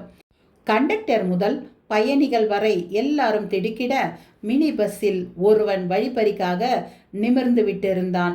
அவன் கையில் துப்பாக்கி. அத்தியாயம் 17. துப்பாக்கியுடன் நின்றவனை பார்த்து பஸ்ஸே நடுங்கியது. டிரைவர் பிரேக் அடித்து பஸ்ஸையும் நிறுத்த கண்டக்டர் மிரள மிரள பார்த்தார். சாலையில் சொல்லி வைத்த மாதிரி காக்கை இல்லை. மத்திய வெயில் அலை புரண்டபடி இருந்தது. அவனைத் தொடர்ந்து இன்னும் 2 பேர் எழுந்து பயணிகளிடம் நகை, பணம், வாட்ச் என்று கண்ணில் பட்டதையெல்லாம் பிடுங்கத் தொடங்கினார்கள். ஒருவன் கீழே குதித்து ஓட பார்த்தார். அவரது காலை பார்த்து சுட்டதில் அப்படியே சுருண்டு விழுந்தார். இடுப்பு வேட்டி மடிப்பில் பம்ப் செட் மோட்டார் வாங்குவதற்காக வைத்திருந்த 100 ரூபாய் கட்டுக்கள் அவிழ்ந்து பொல பொலவென்று கொட்டின. ராஜ்நாராயணனுக்குள் கோபமும் ஆத்திரமும் மலைப்பாம்பு போல் முறுக்கி கொண்டு வந்தது. ஆனாலும் விவேகம் கட்டி போட்டது. அந்த துப்பாக்கிக்காரனே அவனை நெருங்கி வந்தான். ஆழமாய் குத்துவது போல ஒரு பார்வை.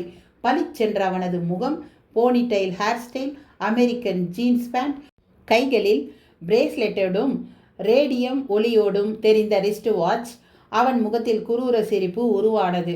குறிப்பாக அவனது பெரிய சூட்கேஸ் அட்டகாசமான வேட்டை என்று அவனை முணுமுணுக்க விட்டது. அதில் தான் அவனது பாஸ்போர்ட், விசா, கிரெடிட் கார்டு சங்கதிகள் எல்லாம் இருந்தன. பாக்கெட் பர்ஸில் ஒரு 1000 ரூபாய் இருந்தால் அதிகம். அந்த துப்பாக்கி மனிதன் ராஜ்நாராயணன் சூட்கேஸை தொட்டு தூக்கினான். நோ, எடுக்காதே, வேண்டாம், இட்ஸ் ராங் என்று அவன் கத்த கத்த அது பஸ்ஸை விட்டு கீழே இறங்கியது. அப்படியே 3 பவுண்ட் பிரேஸ்லெட்டையும் ரிஸ்ட் வாட்சையும் கூட பாய்ந்து பிடுங்கினான். எல்லோரும் குளிர் புறா போல நடுங்கி போய் கொண்டிருந்தனர். அதே நேரம் ஒரு ஜீப் அந்த பஸ்ஸை ஒட்டி வந்து நின்றது. அவர்கள் கொள்ளையடித்த பொருள்களோடு அதில் தாவி ஏறினார்கள். ஞாபகமாக டிரைவர் தலையில் துப்பாக்கியின் கைப்பிடி பாகத்தால் ஒரு உச்சபட்ச தட்டு. டிரைவருக்குள் இடித்து மின்னல் பறந்தது. சுதாரித்து எழுவதற்கு 5 நிமிடத்திற்கு மேல் ஆகிவிட்டது. Police station. பஸ்ஸை முன்னால் நிறுத்திவிட்டு கீழே குதித்தார் டிரைவர். கண்டக்டர் புயல் வேகத்தில் கத்திக்கொண்டே உள்ளே ஓடினார். பயணிகளும் ஓட கடைசி நபராக ராஜ்நாராயண் ஸ்டேஷனுக்குள் நுழைந்தான். தீட்சிதர் சொன்னது அவன் காதில் எதிரொலித்து கொண்டிருந்தது. நீ இந்த ஊரை விட்டு போக முடியாது. ஸ்டேஷன் ஏட்டும் சப் இன்ஸ்பெக்டரும் வாயை பிளந்து விட்டிருந்தனர். பயணிகளும் லபோ திபோ என்று கத்தி கூச்சல் போட்டனர். அவங்க எப்படி இருந்தாங்க, எந்த பக்கம் போனாங்க என்று கேள்விகள் ஆளுக்கு ஆள் பேசினார்கள். ராஜ்நாராயண் வாயே திறக்கவில்லை. அவ்வளவு பொருளையும் இழந்தது பெரிதாக தெரியவில்லை. தீட்சிதர் சொன்னதுதான் அவனுக்குள் பெரிதாக விஸ்வரூபம் எடுத்து அவனை நிமிடி கொண்டிருந்தது. நீ இந்த ஊரை விட்டு போக முடியாது. அவர் சொன்னது அப்படியே ஆகிவிட்டது. அடுத்து உடுத்திக்கொள்ள மாட்டு துணி கூட இல்லை. இதெல்லாம் எதேச்சையாக நடந்தவையா, இல்லை தீட்சிதரே இவனை போக விடாமல் செய்ய ஏதாவது சதி செய்து விட்டாரா?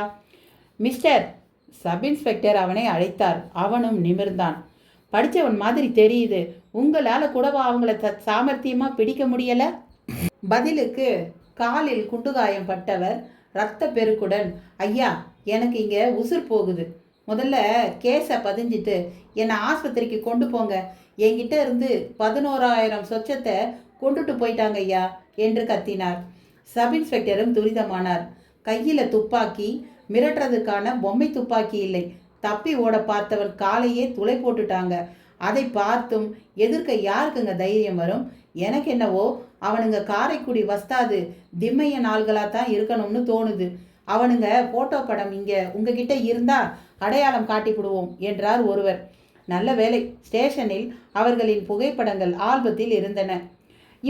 இவங்களே தான் சிலர் கத்தலோடு ஆமோதித்தனர். ராஜ்நாராயணனும் பார்த்துவிட்டு ஆமோதித்தான்.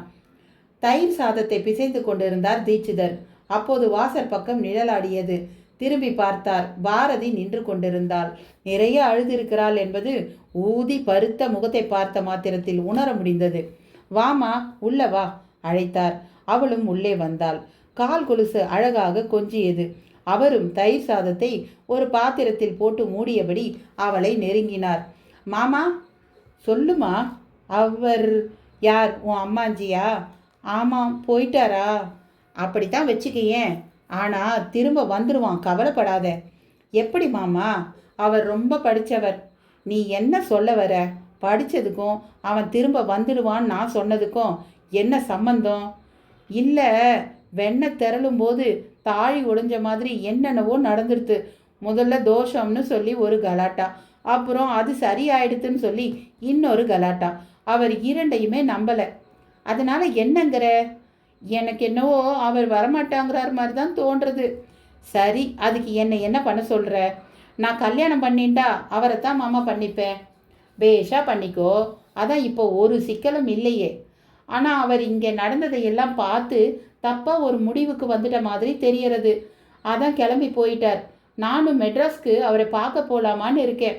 பாரதி குழம்பி போயிருக்கிறாள் என்பதும் தனது ஆசையை மட்டும் விடாமல் பிடித்து கொண்டிருப்பதும் தீட்சிதற்கு புரிந்தது. சிரித்தார். இப்படி சிரிச்சா என்ன அர்த்தம்? அதை விடு, இதை சொல்லத்தான் இங்கே வந்தியா? எனக்கு ஒரே குழப்பமாக இருக்கு, என்ன பண்ணுறதுன்னே தெரியலை. அவன் 4 எழுத்து படித்தவன், அமெரிக்காவில் சயின்ஸுன்னு அலைஞ்சவன். ஆகையால் எது நடந்தாலும் புத்தியை கொண்டு அளந்து பார்க்குறதும், அப்படி அளக்கும்போது சரியாக விடை வரலைன்னா எல்லாம் தற்செயலான சம்பவங்கள்னோ இல்லை யாரோ பிளான் பண்ணிட்டு எல்லாம் பண்ணுறாளோன்னு சந்தேகப்படுறதும் ரொம்ப சகஜம். நீ இதே ஊரில் பிறந்து வளர்ந்தவ, இந்த ஊரில் ஈஸ்வரனை தினமும் சேவிச்சவ. உனக்கு கூடவா நம்பிக்கை போயிடுத்து? நம்பிக்கை எல்லாம் போகலை மாமா.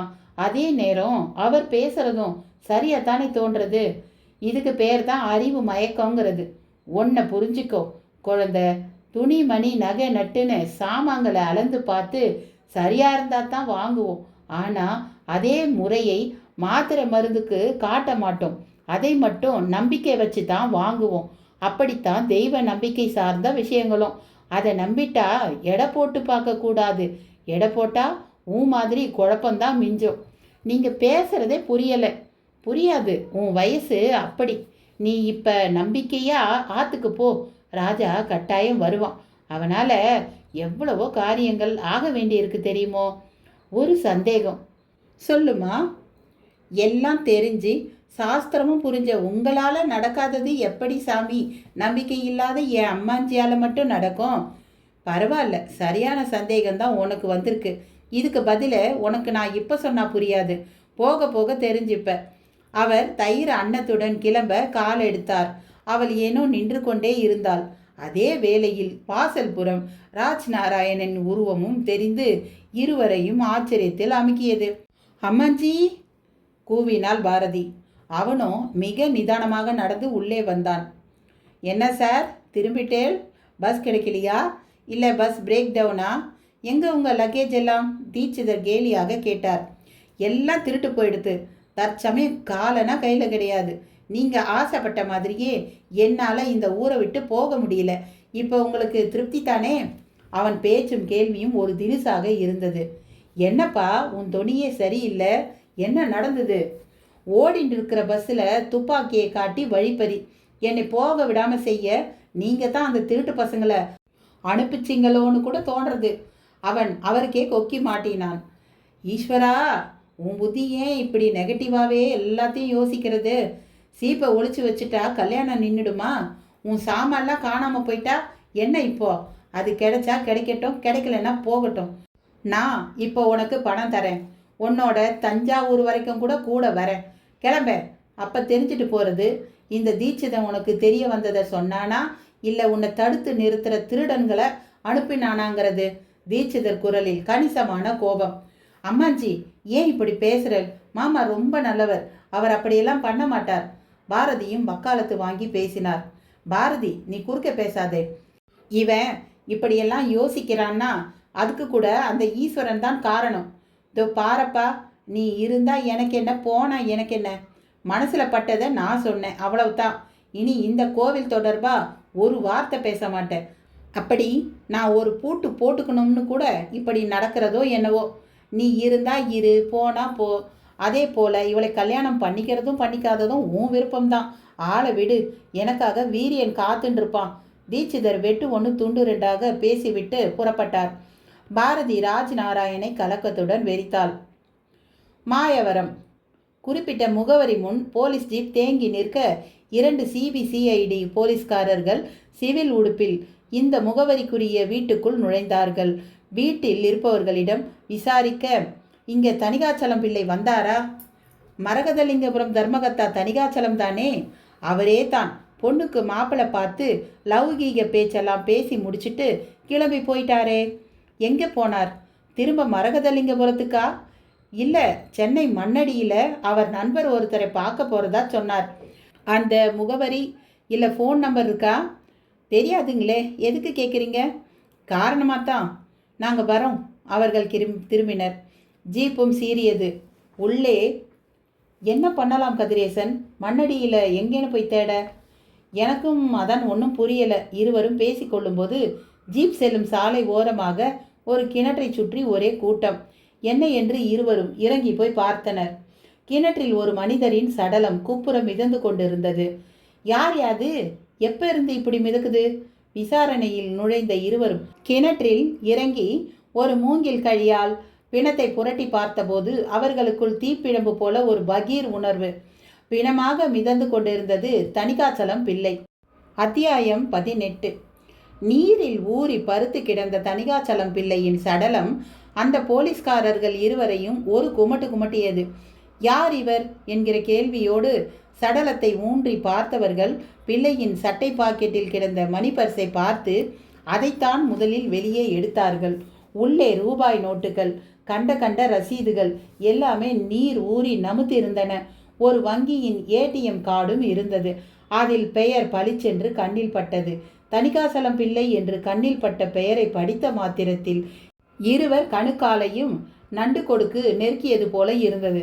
அதில் ஒருவர் சற்று முன் மாயவரத்தில் தணிகாசலம் பிள்ளையை தேடிச் சென்ற வீடு நோக்கி பறக்க ஆரம்பித்தார்.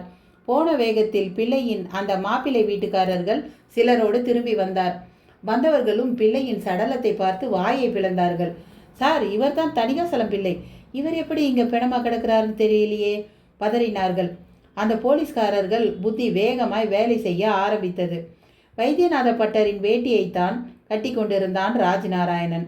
அதுவும் இடுப்பில் நிற்பேனா என்றது. அவிழ்ந்து அவிழ்ந்து பாடாய்படுத்தியது. உன் பேண்ட் சட்டையை தோச்சு போட்டிருக்கேன், காயிற வர செத்த இதை ஒடுத்திக்கோ என்று பட்டரின் வேட்டியையும் ஒரு அங்கவஸ்திரத்தையும் அன்னபூரணி தான் எடுத்து தந்திருந்தாள். அந்த இரண்டையும் அவன் உடம்பில் அணிந்து கொண்டிருந்ததாகவே சொல்ல முடியாது. சுருட்டி கொண்டிருந்த மாதிரி தான் இருந்தது. இருந்தும் பாரதி அதை வெகுவாக ரசித்தாள். எப்படியோ அவன் ஊருக்கு போகவில்லை. தீட்சிதர் சொன்ன மாதிரியே ஊரின் எல்லையை அவனால் ஒரு அடி கூட தாண்ட முடியவில்லை. அவளுக்கு அதை நினைத்து வியப்பாகவும், மறுபுறம் கல்யாண தடையெல்லாம் நீங்கி அவன் தங்கள் வீட்டிலேயே வந்து தங்கிவிட்டது அவளுக்குள் சந்தோஷமான சந்தோஷத்தை வாரி வாரி இறைத்து கொண்டிருந்தது. அவனோ பாஸ்போர்ட் முதல் விசா வரை களவு போய்விட்ட குமுறலிலேயே இருந்தான். அத்தை, நான் அந்த நடராஜமூர்த்தியையே கண்டுபிடிச்சி கொடுத்தவன். ஆனால் அவரோ என் ஜட்டி பேண்ட்டை கூட விட்டு வைக்கல, எல்லாம் திருடு போயிடுத்து. என்ன சுவாமி இவர்? நிஜமா அவர் இருந்தா இப்படியா பண்ணுவார் என்று குமுறலுக்கு நடுவே கொஞ்சம் நாத்திகம் பேசினான். அப்படியெல்லாம் பேசாத ராஜா, காரணம் இல்லாமல் எதுவுமே நடக்கிறது கிடையாது. இதுக்கு ஏதாவது அர்த்தம் இருக்கும். நீ வேணா பார், நீயே உன் வாயால் எங்கள் ஊர் சாமியை உருகி உருகி பாராட்ட போறே என்றாள் அன்னபூரணியும். அட என்ன அத்தை, நீ ஒரு பக்கம் சுவாமி சுவாமின்னு எல்லாரும் மாஞ்சி போறேன், மறுபக்கம் சாமியாவது பூதமாவதுன்னு அதையே திருட ஒரு கூட்டம், அப்புறம் வழிப்பறி கொள்ளைன்னு இன்னொரு கூட்டம்.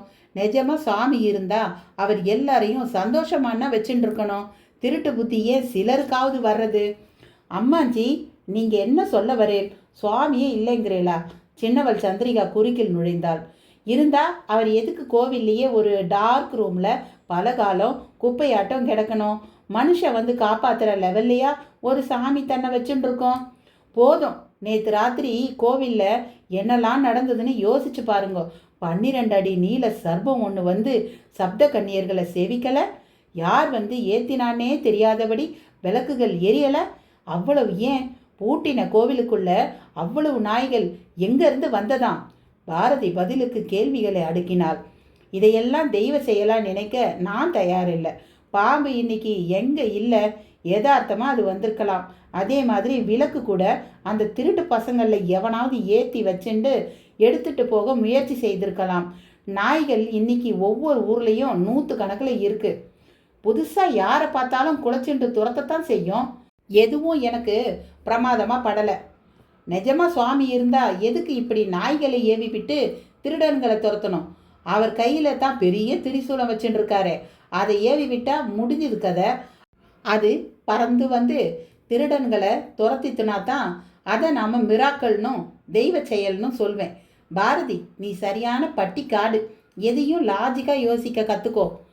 சரி, உங்களால் தான் அந்த நடராஜமூர்த்தி விக்கிரகம் வெளிப்படும்னு சுவடியில் எழுதியிருந்ததே, அதுக்கு என்ன சொல்கிறேன்? பொடலங்கா சுவடியாம் சுவடி. இதில் அது திருட்டு போயிடுத்துன்னு ஒரு புது திருப்பம் வேற. நான் அப்படி ஒன்றும் இருக்கிறதாவே நம்பலை. எல்லாம் புழுகு. பதிலுக்கு பதில் ராஜநாராயணன் பிளந்து கட்டி கொண்டிருந்த போதுதான் பட்டர் பரபரப்போடு வீட்டுக்குள் நுழைந்தார்.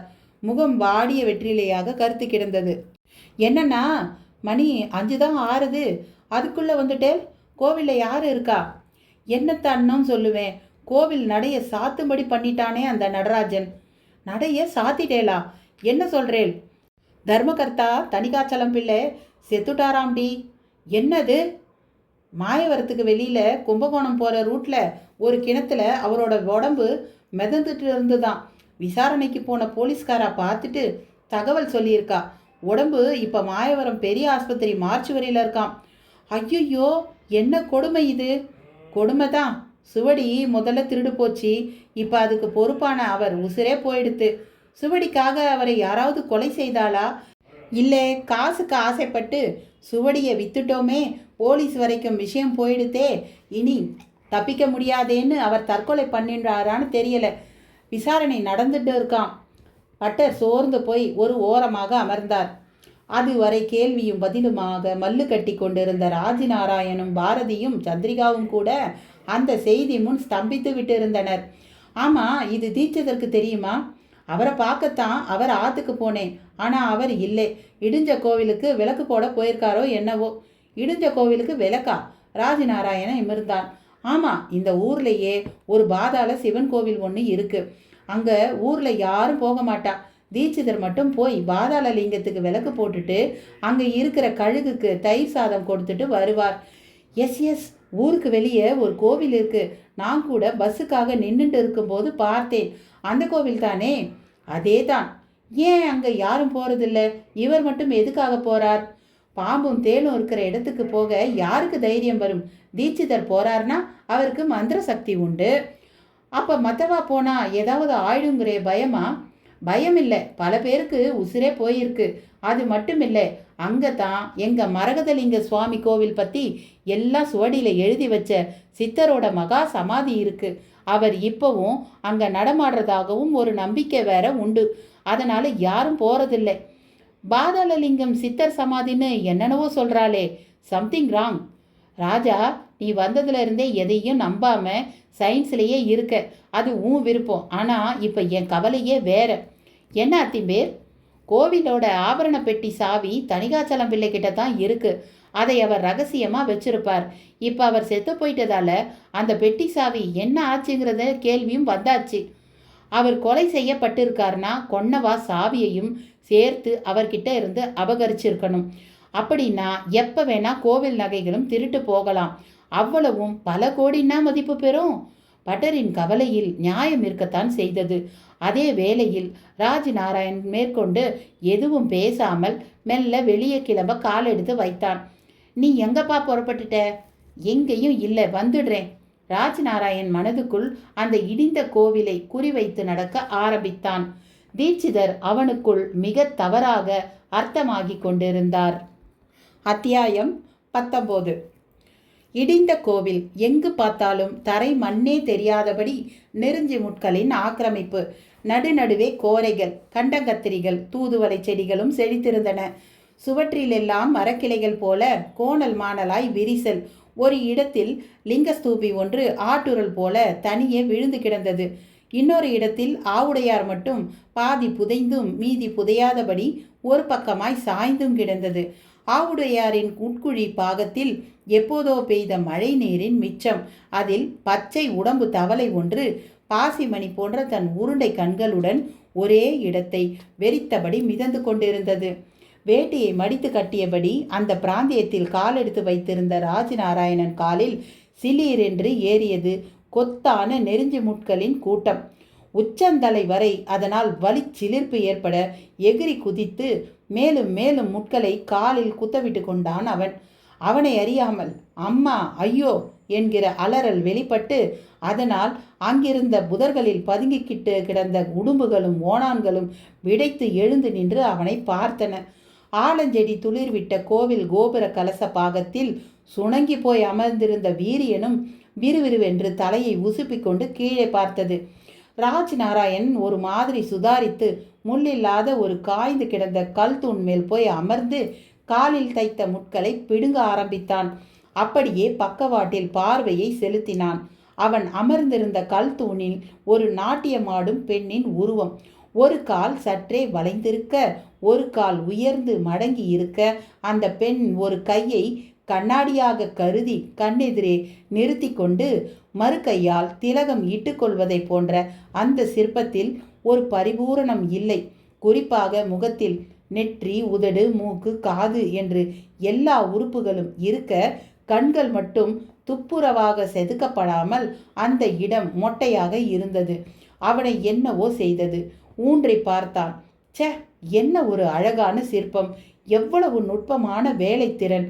தலைமுடியில் கூட வரி வரியாய் எத்தனை தெளிவு!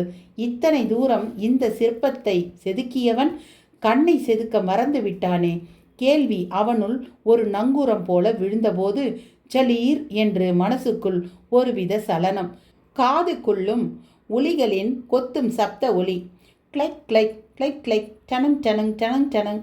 தன்னை மறந்து அப்படியே அந்த ஒலி சத்தத்தில் மூழ்கியவன் மனக்கண்ணிலும் ஒரு புதிய காட்சியின் விரிவு. அவனே ஒரு ஒளியுடன் சிறு சுத்தியலுடன் அந்த தூண் முன் நின்று கொண்டிருக்கிறான். எதிரில் ஒரு பெண். அவள் நடனத்தில் ஒரு முத்திரை போல பொட்டிட்டபடி நின்று கொண்டிருக்கிறாள். அவள் கிட்டத்தட்ட பாரதியைப் போலவே இருக்கிறாள். அவன் கரமோ சிலையில் காது பாகத்தை வடித்து கொண்டிருக்கிறது. அவள் நடுவில் தனது முத்திரையை கைவிட்டு வந்து அவன் செதுக்கிய உருவத்தை ஒரு பார்வை பார்க்கிறாள். பிரதாபி, என்ன இது? நீ இப்படி நடுநடுவே முத்திரையை கலைத்து கொண்டு எட்டி எட்டி பார்த்தால் நான் எப்படி இந்த சிற்பத்தை வடித்து முடிப்பதாம்? அதை கேட்டு அவள் சிரிக்கிறாள். சிரிப்பா அது? மணிச்சரம் ஒன்று தென்றல் பட்டு சினுங்குகிற மாதிரி இருக்கிறது. சிரித்து என்னை மயக்க பார்க்காதே, போய் நில். நிற்கிறேன். ஆமாம், இது என்ன? கண்ணை தவிர மற்ற அத்தனை உறுப்புகளையும் முடித்து விட்டீர்களே. எப்போது கண்ணை வடிக்கப் போகிறீர்கள்? நீ இப்படி நிற்காமல் நடனமாடினால் எப்படி நான் வடிப்பது? எப்போதும் சிற்பத்தில் கண் திறப்பது என்பது இறுதியில்தான். அதுதான் ஒரு சிற்பத்துக்கு உயிர் கொடுக்கும் இறுதி செயல். இன்னமும் கொஞ்சம்தான். போய் நில். அவன் கை காட்ட அவளும் போய் மீண்டும் முத்திரை பிடிக்க முயலும்போது அங்கே ஒரு வயதானவர் இடையில் ஒரு சந்நியாசி கௌபீனத்தோடு வருகிறார். அவருடன் கோவில் பட்டரும் வந்திருக்க பட்டரிடமிருந்து கேள்வி. என்ன நாராயணா அழகா? பிரதாபி என்ன சொல்கிறார்? முத்திரை பிடிக்க சொன்னால் வினாடிக்கு வினாடி அசைந்து சிற்பத்தை எட்டி எட்டி பார்க்கிறாள் பிரம்மானந்தரே. சரிதான், உன்னை அசைத்து கொண்டே இருக்கிறாள் என்று சொல். பிரம்மானந்த பட்டரின் கேலியான கேள்வியை ஒதுக்கியபடியே அந்த கௌபீனம் தரித்த சந்நியாசி சிற்பத்தூணை பார்த்துவிட்டு உதிர்ந்து கிடக்கும் அதன் கல் துணுக்குகளையும் பார்த்துவிட்டு முகம் சுளிக்கிறார். அப்போது திபு திபுவென்று புறவி கூட்டங்களின் காலடி சத்தமும் கேட்க, அடடா, மிலேச்சப்படை ஊருக்குள்ளேயே நுழைந்து விட்டது போல இருக்கிறதே. சுவாமி, நீங்கள் சொன்னது போலவே நமது மரகத லிங்கம் புறமே சூறையாடப்பட்டு விடுமோ என்று எனக்கு அச்சமாக உள்ளது. நீங்கள் தான் உங்கள் சித்து விளையாட்டால் எதையாவது செய்து இதை தடுத்து நிறுத்த வேண்டும். அதை கேட்ட அவரிடம் மந்தகாசமான ஒருவித புன்னகை. அவர் கண்களும் அகண்டு விரிகிறது. அவன் தோளின் மேலும் ஒரு கை விழ நிமிர்ந்து பார்த்தான். எதிரில் தீட்சிதர். என்ன ராஜா, இங்கே எங்கு வந்த? அவர் கேள்விக்கு சட்டென்று பதில் கூற முடியாமல் வெறித்து பார்த்தான். உன்னைத்தான். ஊரை விட்டு போகாம இங்கே வந்து உட்கார்ந்துண்டு என்ன சிந்தனை? அந்த கேள்வியும் அவனை பேச வைக்கவில்லை. வெறிப்பு தொடர்ந்து கொண்டே இருந்தது. அதே நேரம் மழை வருவதற்கான அறிகுறியாக வானில் சாம்பல் தட்டிய மேக கூட்டத்துக்கு நடுவில் ஒரு மின்னல் இடி கூச்சலோடு ஒரு ஓட்டம் ஓடியது. காதை பிளக்கும் சத்தம். தீட்சிதர் கூட காதை பொத்தி கொண்டார். அவனும் வெறிப்பை கலைத்து கொண்டு காதை பொத்தி கொண்டான். இடி சத்தமும் தேய்ந்து முடிந்து போனது. அவனுக்கும் பிரஜை வந்த மாதிரி இருந்தது. தீட்சிதரே, தீட்சிதனே தான். என்ன, உலகையே மறந்துட்டியா? ஆமாம் ஆமாம், ஏதேதோ ஞாபகம். ஆமாம், எங்க பிரதாபி? பிரதாபியா? தீட்சிதரின் ஆச்சரியம். Sorry, very sorry. உளறேனோ? எனக்கு உளறலாம் தெரியலை. இங்கே உட்காந்துண்டு பிரதாபின்னா அது ஒரு காலத்தில் இந்த கோவிலில் நாட்டியமாடின ஊர் தலையாரியோட பொண்ணு பேர். ஆமாம், இங்கே வந்து கல்வெட்டையெல்லாம் படிச்சியா என்ன? நானா? கல்வெட்டையா? என்ன கேள்வி இது? கல்வெட்டை படிச்சிருந்தா தானே அந்த பேரே உனக்கு தெரிய வந்திருக்க முடியும். பாரு. தீட்சிதர் கரம் பக்கத்தில் கோவிலின் சுவர் பாகம் ஒன்றை காட்டியது. அதில் கொச கொசவென்று எழுத்துக்கள். ராஜ் நாராயணனுக்குள் நிஜமாலுமே இப்போது மின்னல் வெட்டியது. பாரதியும் அங்கே தலை காட்டியிருந்தாள். ராஜ் நாராயணன் தலையை உதிரி கொண்டான். வாமா, நீயும் தைரியமா இங்கே வர ஆரம்பிச்சிட்டியே. எல்லாம் இவனோட நாத்திக பேச்சோட எதிரொலியா? தீட்சிதரனின் கேள்வி பாரதியை கொஞ்சம் குழப்பியது. விழித்தாள். சரி சரி, கிளம்புங்கோ, அவர் துரிதப்படுத்தினார். ராஜா அசையவே இல்லை. உங்களைத்தான் இருட்ட போகிறது. பகல் பொழுதுல இங்கே வரவே எல்லாரும் பயப்படுவா. இதில் இருட்டுறப்ப இங்கே இருந்தா அவ்வளவு தான். ஏன், என்ன ஆகும்? இந்த கேள்வியை மட்டும் பட்டென்று கேட்டான் ராஜநாராயணன். தீட்சிதரும் பதில் சொல்லாமல் ஒரு பார்வை பார்த்தார். சொல்லுங்க, நீங்கள் தினம் வரலாம், உங்களுக்கு எதுவும் ஆகாது. ஆனால் எங்களுக்கு ஏதாவது ஆயிடுமா? அப்படி என்னதான் ஆயிடும்?